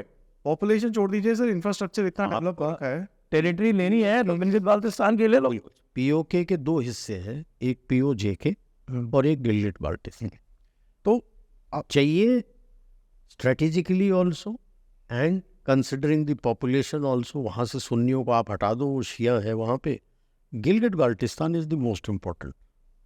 पीओजेके लड़ते रहे, उठते रहे. तो इस एरिया के अंदर बट फॉरवर्ड वाले बंदे, मंगला डैम ले लेंगे. हाँ, वो काफ़ी अंदर है वो. तो अभी इस एरिया के अंदर काफ़ी फॉरवर्ड वाले बंदे हैं, वो छोटे छोटे टेररिस्ट हैं, they not very high ranking chaps. But अगर आप साउथ में आएंगे, उससे आता है पंजाब वाला रीजन, उस तरफ जाएंगे तो थोड़ा पेशावर का रीजन आता है. पेशावर तो टाउन अभी भी पाकिस्तान के हाथ में है, लेकिन जो उसके ऊपर हिल्स हैं, those are completely occupied by the TTP guys. क्योंकि वो नीचे उतरते हैं, अटैक्स करते हैं और वापस ऊपर चले जाते हैं. जो हमारे यहाँ पे भी सेम मोडस ऑपरेंडी होता है. ये लोग ऊपर रहते हैं, वो बड़े बड़े पहाड़ों के ऊपर रह जाते हैं. जब इनका खाना पीना खत्म हो जाता है, जैसे वो कठुआ का भी जो हुआ था, उसमें पता चला कि एक लेडी के पास किसी के घर में घुसे, 15 लोगों का खाना बनवा के गन पॉइंट पे फिर वापस गए लोग. This is what they do. ये लोग नीचे आते हैं, अपना सप्लाईज लेते हैं, वापस ऊपर चले जाते हैं. और जब अटैक्स करने हो वहीं से लॉन्च होते हैं, अटैक वटैक करते हैं, और वापस जाना तो खैर मुश्किल ही होता है इनका. तो ऐसे करके हर सेक्शन में ग्रुप्स ही ग्रुप्स बन गए. और ये ग्रुप्स का एक जो बड़ा इंटरेस्टिंग सी चीज़ हुई है कि तालिबान ने एक इस ग्रुप्स की एथनिसिटी के हिसाब से अपने रिप्रेजेंटेटिव्स लगा रखे. ये ग्रुप तजीक है तो उनका एक तजीक रिप्रेजेंटेटिव है. आपको विश्वास नहीं होगा, उनका जो जीडीआई है, जो उनका सीक्रेट सर्विस है, सॉर्ट ऑफ ए थिंग, आप जो उनकी सीआईए है बाय द वे, या उनका आईएसआई है, जो हम उनकी रॉ है टाइप्स, उसका जो हेड है वो तजीक है. उसका second in command is actually a Baloch. तो ये लोग जो उल्टे काम खेलते हैं, they have created this outreach कि भाई ये जो ग्रुप्स हैं, इनको हम किस तरह से सेटिंग करके रखें. और इनको एक स्ट्रक्चर के अंदर लोगों ने डाला है, और ये आपस में एक दूसरे को हेल्प करते हैं. तो टीटीपी बीएलए को हेल्प करेगा, बीएलए वाले सिंधु देश को हेल्प करेंगे, वो इसको हेल्प करेंगे, वो उसको हेल्प करेंगे. तो they all integrated. And to a point ये लोग हिट करते हैं, एक ऊपर स्टार्ट करेगा ऑपरेशन, उसके बाद नीचे होगा. तो कंसोलिडेटेड अटैक्स और कोऑर्डिनेटेड अटैक्स करते हैं. नाउ इस कंफ्यूजन के अंदर मैं तो हमेशा से बोलता रहा हूँ, मैं तो काफ़ी टाइम से बोला है सर, अगर किसी को ठोकना है, आप अपने हाथ बंद करने की ज़रूरत नहीं है. आपको वनरेबिलिटी ढूंढनी है जो इस तरह के इन्वायरमेंट के अंदर, जहाँ पर ग्रुप्स ही ग्रुप्स हैं, और ये ग्रुप्स के अंदर भी पंगे हैं. कोई 5,000 रुपये ज़्यादा देता है, उधर चले जाता है वो. ISIS page the highest amount, ठीक है, बिकॉज उनके पास सीरिया से काफ़ी पैसे हैं, अभी भी ऑयल फील्ड्स वहाँ पर कंट्रोल करते हैं लोग, काफ़ी पैसे आते हैं उनके. एंड इनको ग्लोबल डोनेशंस मिलती है ISIS वालों. उनका एक, आप उनकी इशू नंबर 36 खोरासान मैगजीन पढ़ेंगे, उसके अंदर उन्होंने बाइनेंस का अपना कोड दिया हुआ है. तो क्रिप्टो करेंसी के अंदर उनकी बहुत सारी कलेक्शंस होती हैं, and they have the money to do all this. तो वो 5-10 हज़ार रुपये ज़्यादा देते हैं from al Qaeda, from Taliban, from, तो जो थोड़ा सा गुस्सा हो जाता है मेन स्ट्रक्चर से, वो उठ के दूसरी तरफ चले जाता है. And that's funny thing. तो एक आइडियोलॉजी है, दूसरा पैसे हैं, there is nothing to do for the youth. अब इस सिचुएशन के अंदर अगर आपको एडवांटेज देना, it's not that difficult, and which is what you see. अब कोई बोले कैसे कर रहा है, कौन कर रहा है, वो मुझे नहीं पता यार, हम तो आम खाने वाले लोग हैं. I don't know how that thing is being played, but there is an opportunity that you see. जब लेटेस्ट काउंट सर 70 को पहुंच गया, 70 ठीक है. And if you look at the Muttahida Jihad Council, now Muttahida Jihad Council is very interesting. इन लोगों ने एक काउंसिल बनाया जहां पर LET, JUM एंड JUH सारे ये इकट्ठे हो गए लीडर्स. इन्होंने बोला सब बुढ़े हो रहे हैं ना सर, हफीज सईद भी बुढ़े हो रहे हैं, तो सब की एज हो रही है, तो इन्होंने बोला यार एक let's, no investment in youth development. उसके अंदर प्रॉब्लम है, मैं बताता हूँ. हफीज सईद की जो आउटलेट है वो मोर और less is run by the Pakistani army fully. Pakistani army को चाहिए बंदे अभी इस टाइम पे आईसिस में डालने के लिए, कि ताकि ये जो अमेरिकन प्रेशर आ रहा है इनके ऊपर कि ईरान में अटैक करो, रशिया में अटैक करो, इधर पे अटैक करो, उधर पे अटैक करो. ये जो चाइनीज़ मारे थे इन लोगों ने अपने आप मारे थे बाय द वे. तो सर बोल रहे हैं कि चाइनीज़ को भगाना है, वो भगाना का गेम बड़ा सिंपल है, इनको ठोको, अपने आप भाग जाएंगे. और जब भी आएंगे तुमको पैसे मारने के लिए, फिर ठोको उसको, फिर भाग जाएगा वो.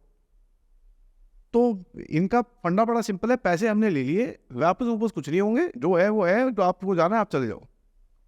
That's the game. एंड वो अमेरिकन गेम के अंदर एकदम फिट बैठता है, क्योंकि उनको एक चाइनीज़ को मात देनी है पाकिस्तान के लैंड के ऊपर.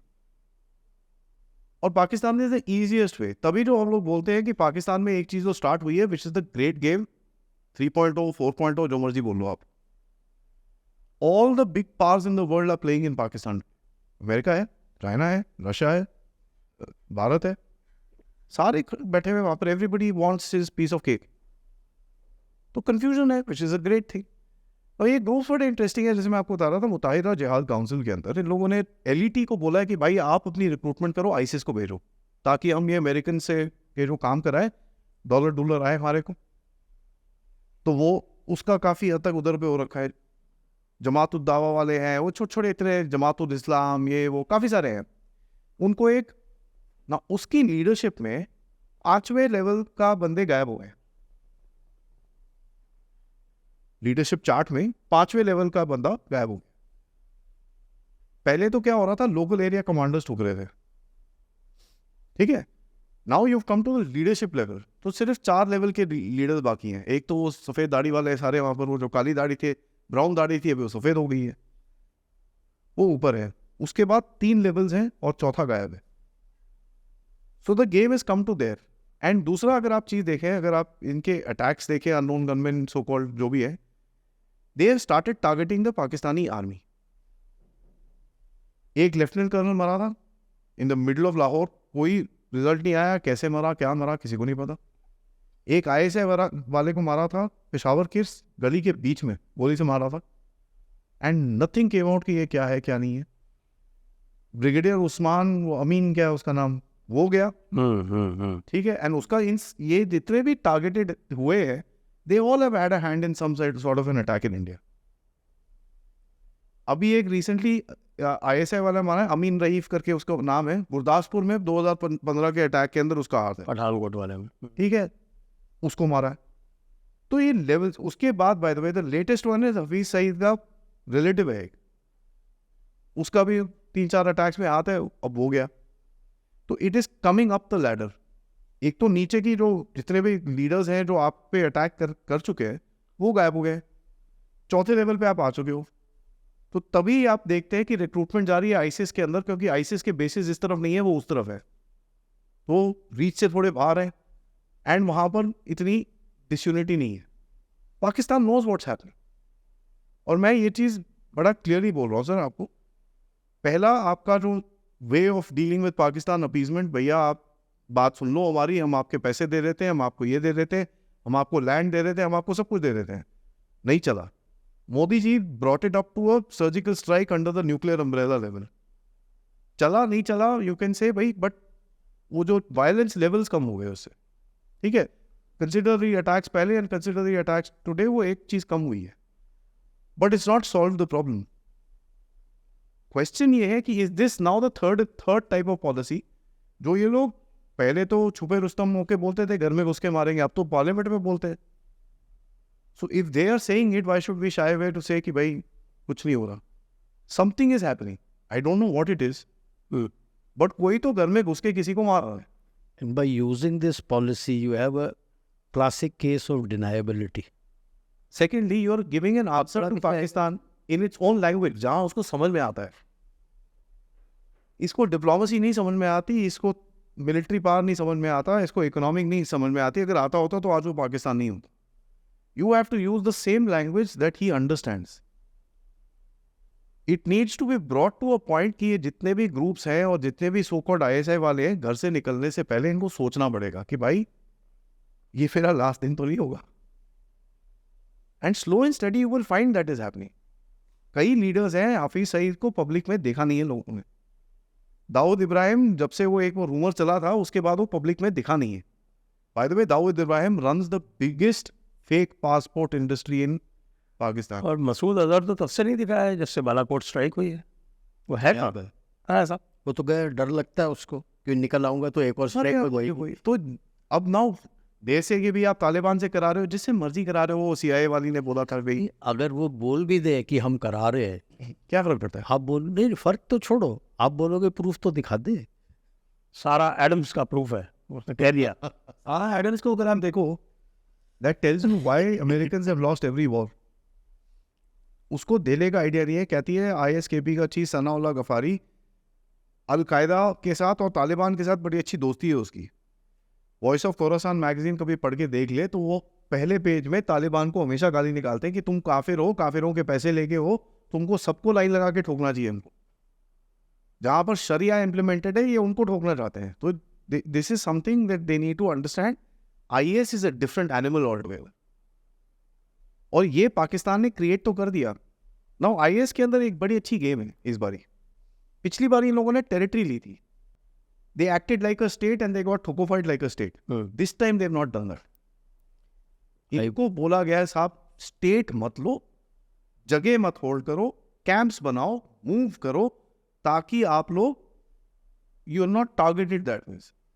तो खुनार में एक इनका कैंप है, बलूचिस्तान में एक कैंप है, ऊपर वहाँ चित्राल के पास एक कैंप है, तजिकिस्तान में एक कैंप है, अफगानिस्तान में दूसरी तरफ ईरान की तरफ एक कैंप है. ये तो they spread out themselves like that. और तभी जो आज लोग बोल रहे हैं कि KP और वजीरिस्तान का पाकिस्तान से हाथ हटाना जरूरी है, ये तो कई पाकिस्तानी खुद बोल रहे हैं. मरियम नवाज शरीफ ने बोला this is a corridor of terrorist. तो कहीं ना कहीं ये खुद as a establishment they saying भैया तू जा यहाँ से, we don't want anything to deal with you because these lands will go to those people. और वो नहीं जाएंगे तो थोड़ा time ISI can ride the tiger of ISIS. लेकिन जिस दिन वो टाइगर ने छींक मारी ये सारे उड़ के गिरेंगे. And you know after that ISIS क्या करेगा इनके साथ. इसमें आई जस्ट ऐड फर्दर, जी, Pakistan assisted in making the ISKP. ISIS has been raised by the US and Turkey with funding from Qatar. जितने सीरिया में जो कुछ हुआ, ये सारे ISIS वाले had come through the Turkish border. They used to land in Turkey and they used to come in from Turkey, as if Turkey didn't know it. So this was to counter Bashar al-Assad. Assad. ISIS. And then from there they make, like he said, he made this. Baghdadi ने एक गलती कर दी थी, अपना caliphate declare कर दिया था, जगह बना दिया था. So then it became easy for the states to combine together and target him. वही फॉर्मूला भी गाजा के लिए अप्लाई कर रहे हैं कि अगर आप स्टेट बन जाओ और कुछ बेवकूफ़ी करो, then you are not occupied any more. आपको लतेड़ा जाएगा as a state, then you are a country. Be ready to defend yourself. क्योंकि अभी क्या है, जो नैरेटिव है कि वो आए बेचारे ऑक्यूपाइड. तो इसराइल में भी देखिए जो नेगेटिविटी बोलते हैं, नहीं हम स्टेट नहीं देंगे. क्यों नहीं देंगे? क्योंकि उनको थोड़ा वो they want to negotiate. And में स्टेट मिलेगा, उसको स्टेट मिलेगा. और इन्होंने इसराइल के ऊपर आंख उठाई, they will be broken as a state after that. This is the same mistake they make. I would add to one thing. जी, इनको एज ए स्टेट 48 में मिला, मना कर दिए. 75 हार गए. 67 में मिला, मना कर दिए. 75 हो गया. 73 में फिर के बाद फिर दिया, मना कर दिए. 2000 में फिर बोला, मना कर दिया. इन्होंने तो ये 2 state in West Bank and Gaza मना कर दिया. Good. Everyone in the world, Bharat included, have said we accept a 2-state theory, but no one has elucidated where is the second state going to be. Is it the same? किसी के statement में मत दे. आप किसी country का देख लो,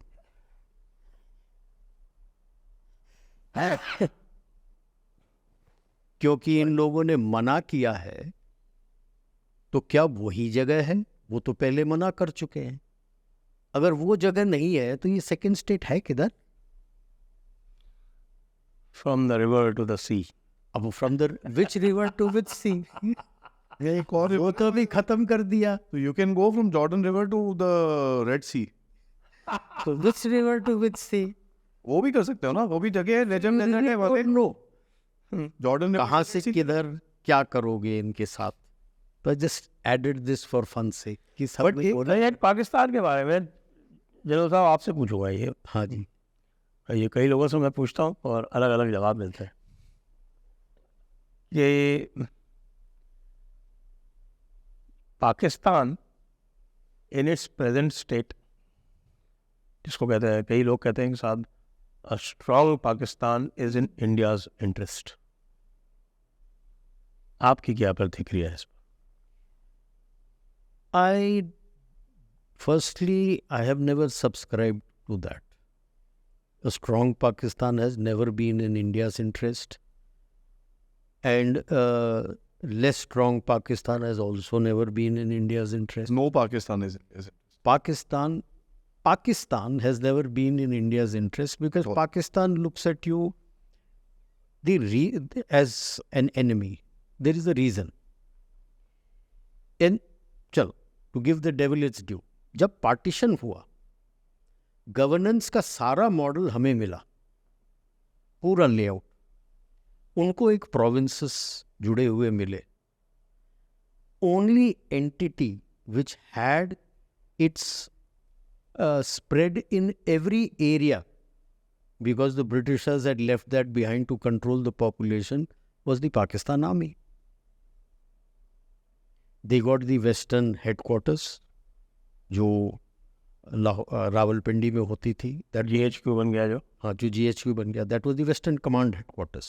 और पूरा ट्रुप्स सारे डिप्लॉयड थे सब जगह। And no wonder people say 58, I will say from 54 actually. 54 में इनका जो इस्कंदर मिर्ज़ा बना था president, he is actually from my unit. He served for 10 years.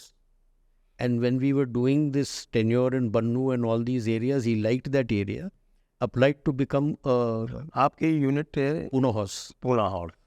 And he liked to join as a political affairs officer in that area. So they permitted him, and he became the political affairs officers for the British government in NWFP. And then he became the president. And thereafter, from the time Ayub Khan came up, Pakistan Army has always controlled this piece of land. So it is an army which controls a piece of land which is called Pakistan. अब उस तरह का control Pakistan army को रखना आज की तारीख में is the only way is to create a threat from Pakistan. From India. Oh, sorry, from India. And these people, if you see, we have never attacked them since independence. They have always attacked us and got defeated. Yet, in their history books, you will be surprised. They say that they defeated India in 71. Pak history वो books. 65 में तो वो यौम दिफा हाँ, मनाते हैं ना। बिल्कुल. They succeeded in, they say succeeded in 65. Lahore बता And दिया। लाहौर हो जाया, and 65 war that we 71 का उनका है victory कि भाई they don't talk about Bangladesh. They say we managed to hold our own against the Pakistan, so it's a against India, so it's a victory for us. When India didn't fight on the Western Front. Well, we did. We occupied a lot of area in the desert, But 65 में तो ज़्यादा किया आपने। 65 में और ये पूरा Turtuk area हमने लिया है इसमें। 65 में आपने आज़ादी शकरगढ़ लिया। एरिया, शकरगढ़ लिया। Basantar, battle of Basantar, battle of Basantar, Shakargarh area लिया, और और जो कच्छ वाला एरिया है वो पूरा छाछरो तहसील पूरी कंप्लीट हमारे पास। 65 was now problem. हमारे एक सीनियर थे IC Srivastava, mister IC Srivastava, few years my senior. He was appointed as administrator in Chachro, Chachro, छात्रों में बहुत दिन तक थे। ये हमारे जयपुर के, ये आपके that time I think was colonel, हाँ, आपके बाद में ब्रिगेडियर है ना, ये जयपुर के महाराजा हाँ, भवानी से Bhavani 10 para commando, 10 para commando. बिल्कुल बिल्कुल, they had launched the raid, He was the one who they went tried to that the area. west, yeah, plus Turtuk तो हमने छोड़ा भी नहीं, छोड़ा भी नहीं, थोड़ा नहीं। बिल्कुल बिल्कुल। एक सेंसिबल काम किया। हाजी पीर तो बार बार छोड़ के आ गए। हाजी पीर तो वो बड़ी बेवकूफ। देखिए सर, पाकिस्तान वही बात करें मिलिट्री टैक्टिक्स में, is it possible to retake Haji Pir? Cost will be high, but yes, you can. But मैं तो ये बोल रहा हूँ, अभी बस थोड़ा ही रुक जाओ, वैसे ही पाकिस्तान टूट के 4 हिस्सों में निकल इतना ये जल्दी है? टूट के 4 हिस्सों में पाकिस्तान निकल जाएगा। So that is the take away. तो टूट के 4 हिस्सों में पाकिस्तान कैसे निकलेगा? अपने आप निकल जाएगा या हमारी तरफ से कुछ नज चाहिए? हमें तो करना चाहिए ना। वैसे छोड़ेंगे तो वैसे हम बात नहीं कर रहे हैं, उसी से टूटा जा रहा है वो तो। तो हमें कुछ केटलिस्ट ऐड करना होता है ना, जैसे केमिस्ट्री में हम केटलिस्ट ऐड करते हैं कि रिएक्शन जल्दी हो जाए, तो हमको भी कुछ केटलिस्ट ऐड कर देने चाहिए ताकि रिएक्शन जल्दी हो जाए और तितर बितर होने में ज़्यादा टाइम ना लगे। Easiest way to break Pakistan is basically sir, देखिए इतने सारे सेपरेटिस्ट मूवमेंट्स हैं, हम उसके अंदर घुसेंगे तो आप वहाँ की पॉलिटिक में घुस जाएंगे, विच इज डाइसी, हाथ गंदे होते हैं। हाँ, उसमें आप एक ग्रुप को सपोर्ट करें, दूसरा आपके खिलाफ हो जाए। तो ये सब नहीं करना। वॉट नहीं, मैं तो बोल रहा हूँ चुपचाप से हर एक को सपोर्ट करो और नच करो, आपस में लड़ते रहो। What you need to do is very simple. Pakistan इतना सेंसिटिव है आज sir with regards to just एक छोटा सा रूमर, और रूमर पाकिस्तान में इतनी जल्दी फैलता है because is becoming more of a securitise state. कल रात को ISI की तरफ से एक ऑर्डर आया है कि any officer beyond the rank of major can intercept anything, WhatsApp, Facebook, ये सब कुछ।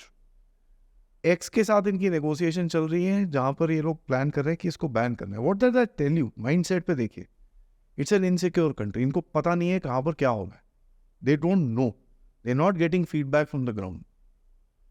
That is what you need, and वो सिचुएशन को आपको थोड़ा सा बर्नर देना है, where you are giving outside support to anybody who comes and says मेरे को हेल्प चाहिए। हाँ जी, क्या चाहिए? पैसे चाहिए, ये लो जी, जाओ। तो ये You become their Qatar. खतर। तो उसको कतरना पड़ेगा अंदर से, and you know getting inside, आप ही आप वो आप आपस में कतरते रहेंगे। गेटिंग इनसाइड पाकिस्तानी ये जो पॉलिटिक है ना, ये बड़ा डेंजरस काम है। मेरे को ये बड़े गंदे लोग, एक किसी के नहीं, वो तो है, आपसे बलोचों में ही देख लीजिए कितने सारे इनके ग्रुप्स हैं। ठीक है। तो आपके BLA अलग है और वो नहीं, कोई सारे BLF अलग है और कुछ सारे इस टाइप पे they all united under the Taliban help. But ये कितना टाइम यूनाइटेड रहेंगे? बिकॉज है तो ये वडेरे, दे आर कंट्रोल्ड बाय वडेरास एटलीस्ट ना, तो ये कितना टाइम तक सेपरेट रहेंगे sir? The day they are this thing, वो फिर all these areas, that is starting from west of Indus, Afghanistan, going into Central Asia, tribal loyalties run very deep. And they don't see eye to eye with each other's tribals.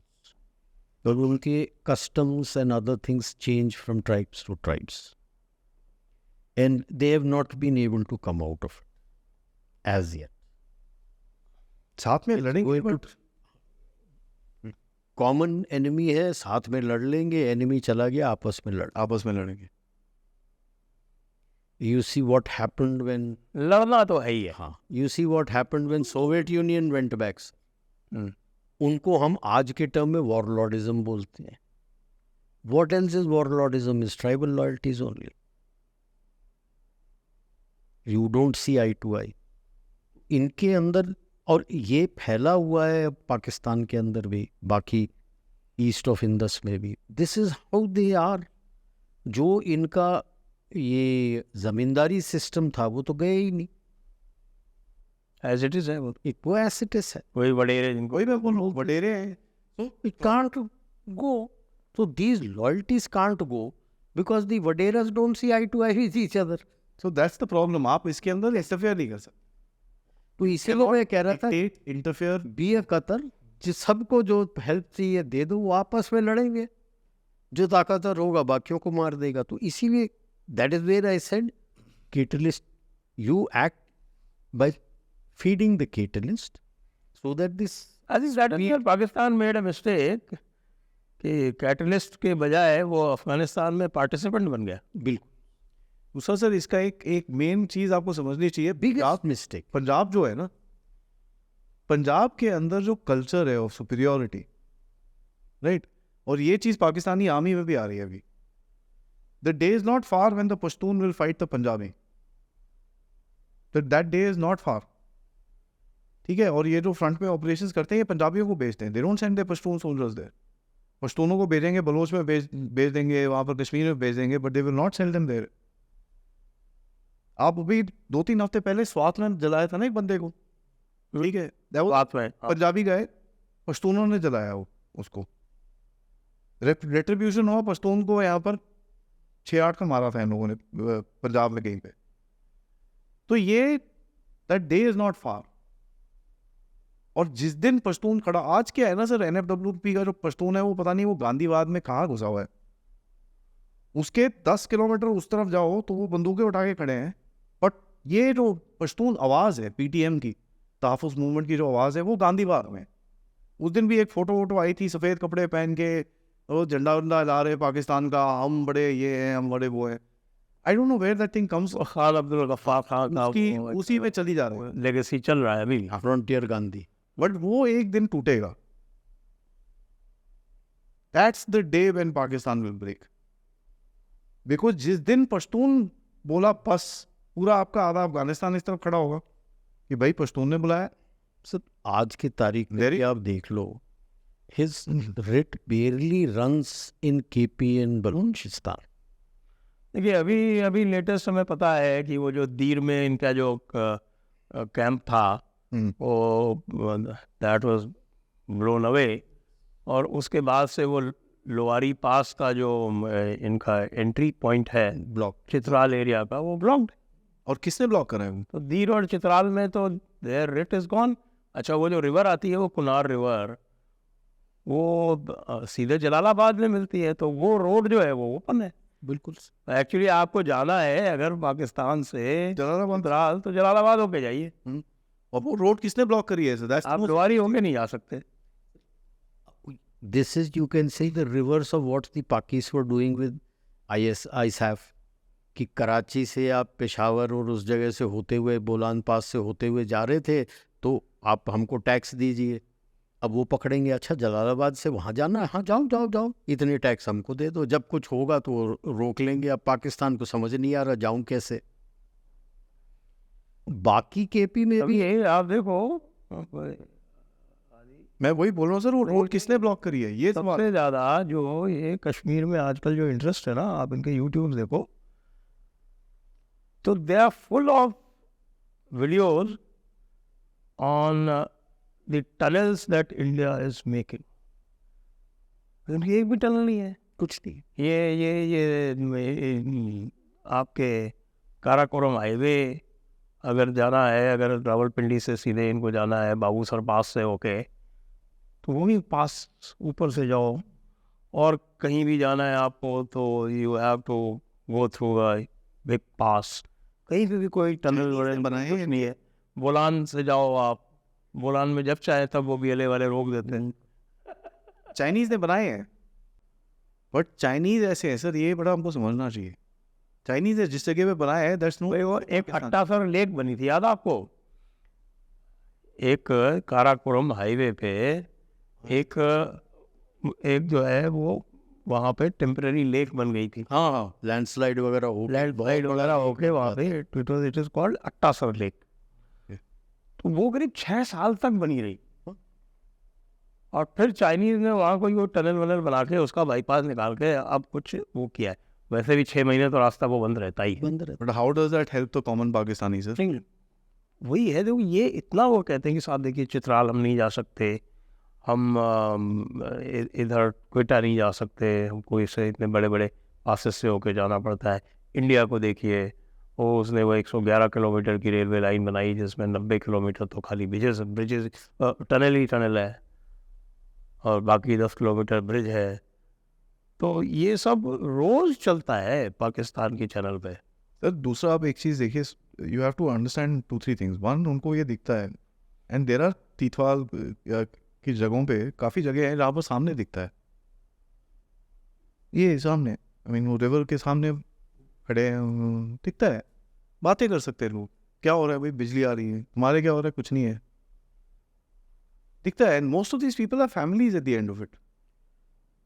किसी का cousin बैठा है वहाँ पर, किसी का भाई है, किस तरफ है, उस तरफ है। आई मीन ये ऑफिशियली डिवाइड जब हुआ था, इसके अंदर ऐसा तो कुछ नहीं था कि भाई जो फैमिली वाले इधर आ जाओ, ऐसा। They literally kept one brother this way, one brother, यार कोई तो सर्वाइव करेगा, मेंटालिटी थी। बट 2-3 चीज़ ये एरिया के अंदर हमको समझनी है, which is the going to be a big problem for Pakistan, which people are not understanding. इन लोगों ने क्या किया, इन लोगों ने रीसेटलमेंट करी है लोगों की, पंजाबी भेजे, कश्मीरी तो ख़त्म हो गए हैं। अगर आप POJK की एरिया को देखें, वहाँ पर population is old, too young और विमेन, क्योंकि बंदे तो सारे बाहर हैं। कोई सेंट्रल एशिया में काम कर रहा है, कोई सऊदी में काम कर रहा है, कोई रशिया में काम कर रहा है, कोई चाइना में काम। मेरी पूरी पॉपुलेशन लंदन में बहुत है। हाँ, वाई? बिकॉज सर वहाँ पर कुछ करने को नहीं है आपके पास। तो इन लोगों ने जो रीसेटलमेंट भी करी है, उनके अंदर रिजेंटमेंट है यार। A lot of people are failing to understand that कि रीसेटलमेंट वालों के अंदर रिजेंटमेंट है, क्योंकि इन सबको बड़े बड़े ख्याल दिला के भेजा था कि तुम यहाँ जाके लैंड पकड़ो, हम तुम्हारे साथ सब कुछ करेंगे। जो चीज़ आज आप कश्मीर में देखते हो, जो OGW जो /terrorist जो है वो तो है, but there are certain people जो अभी साइड बदल रहे, बोल रहे हैं यार इन लोगों ने तो इतना प्रॉमिस किया था, आप दिया कुछ नहीं इन लोगों ने, तो यहाँ से ले लेते हैं तो दे रहे। And you can see that side change slowly slowly slowly slowly. 3-4-5 साल में नहीं होगा, it will take some time, but that thing will become more visible. वो चीज़ सामने हो रही है आप। The second point is that discontentment which is there within the people there. और ये लोगों का जो एक पॉइंट ऑफ व्यू है, जैसे वो सर बोल रहे थे ना हथियार उठाने का, इनके हथियार बड़ी जल्दी उठते हैं, और आपने ही वो कल्चर बनाया हुआ गन कल्चर का, तो it's a ticking time bomb sir. देखिए ये तो बेसिकली ये तो शरीयत लॉ भी है, और ख़ास तौर से इस एरिया में किसी आदमी को मार देना कोई बड़ी चीज़ नहीं है। उसके बाद आप ब्लड मनी दे दो, बात खत्म। जो ये प्रोटेस्ट हुआ सर, दियत बोलते हैं इसको। इसका जो अरबिक नेम है दियत या दिया, DIYAH in Arabic, otherwise Urdu में इसको दियत बोलते हैं।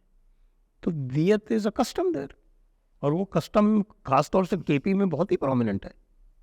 आप आदमी बंदा मार दो, ब्लड मनी दे दो। ऑनर किलिंग ये वो तो कॉमन है पाकिस्तान में।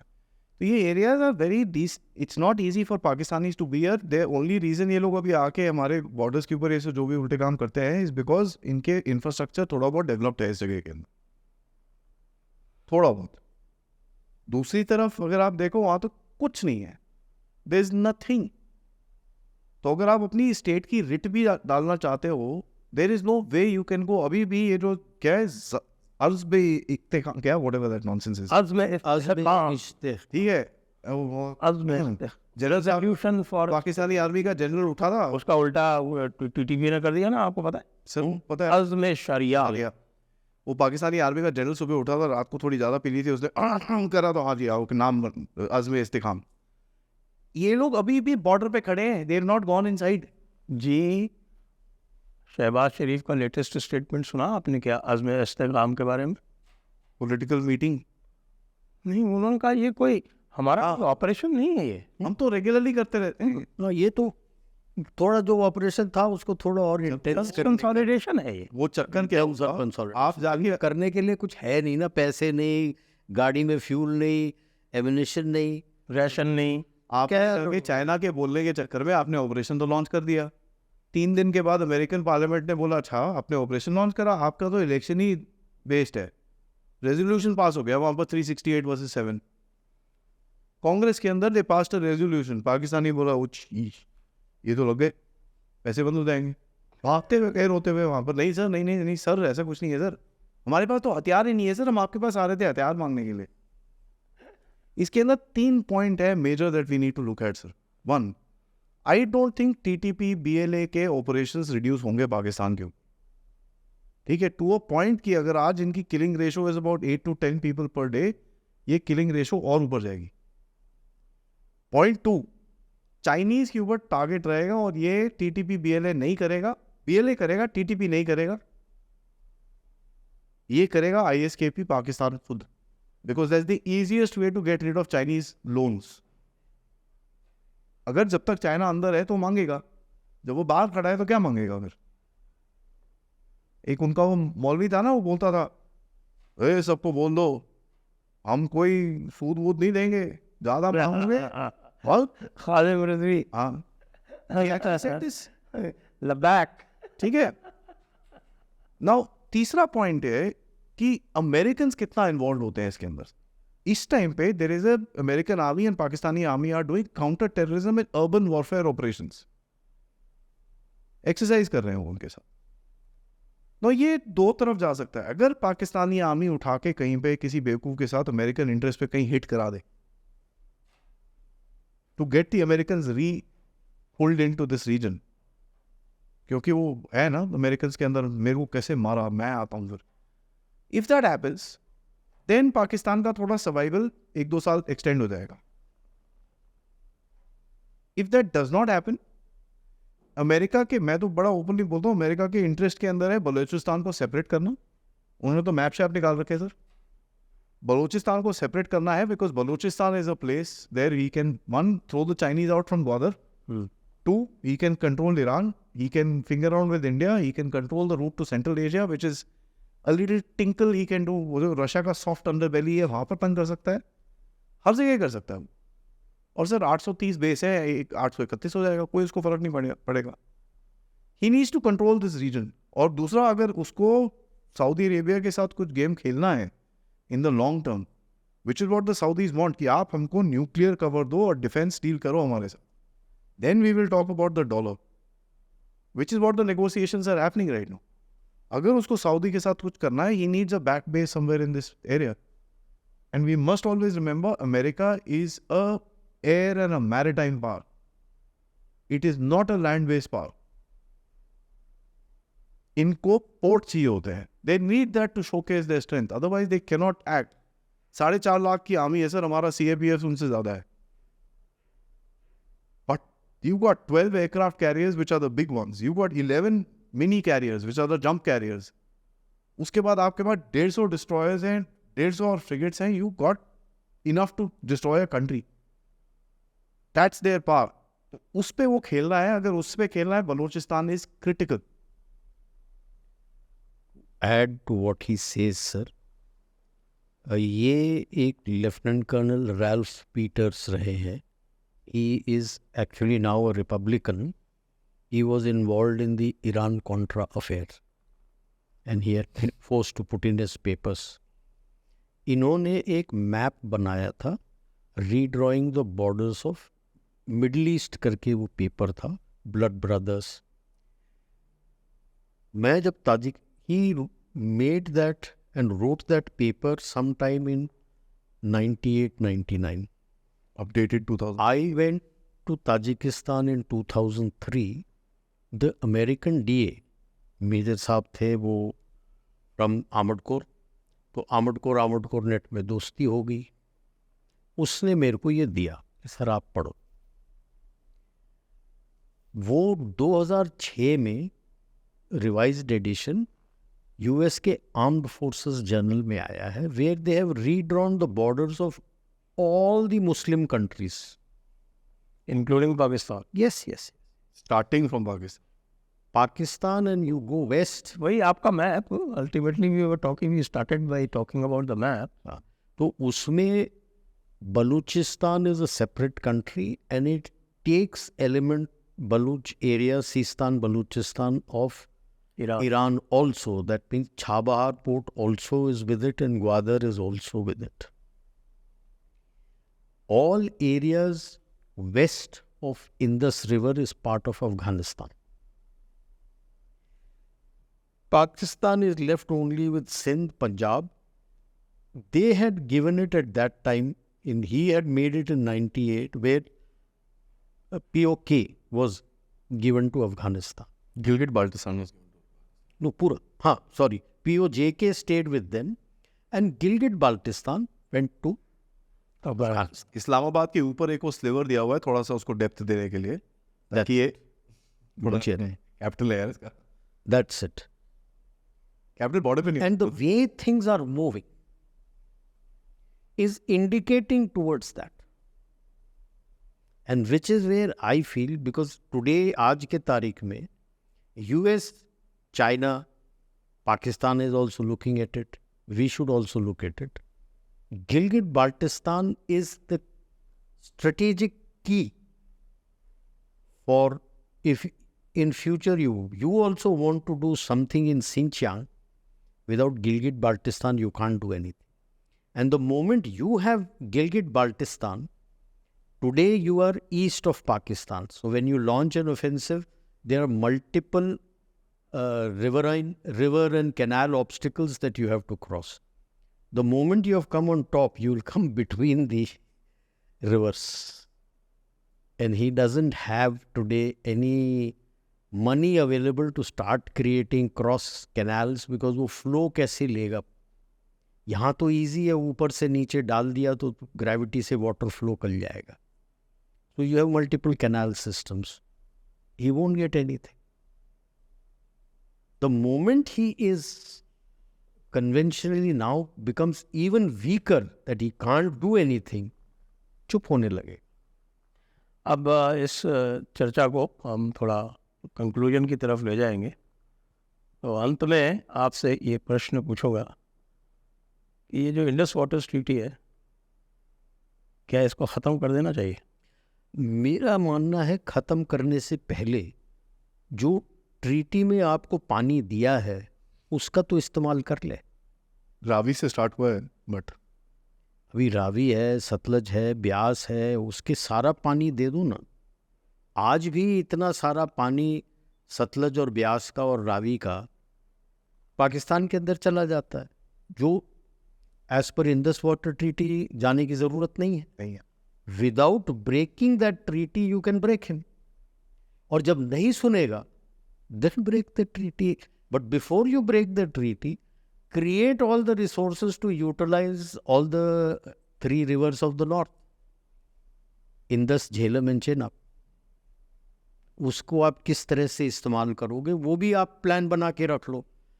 वो भी प्लान बनाइए और इसको भी प्लान बना के एग्जीक्यूट करने जाइए. और वो प्लान को भी ओपन कर दीजिए कि भाई प्रॉब्लम आएगा तो ये भी है, लीक करवा दीजिए कि ये मेरा, जैसे वो CPEC 1 और CPEC 2, वैसे यही मेरा इंडस वाटर ट्रीटी प्लान 1 और प्लान 2.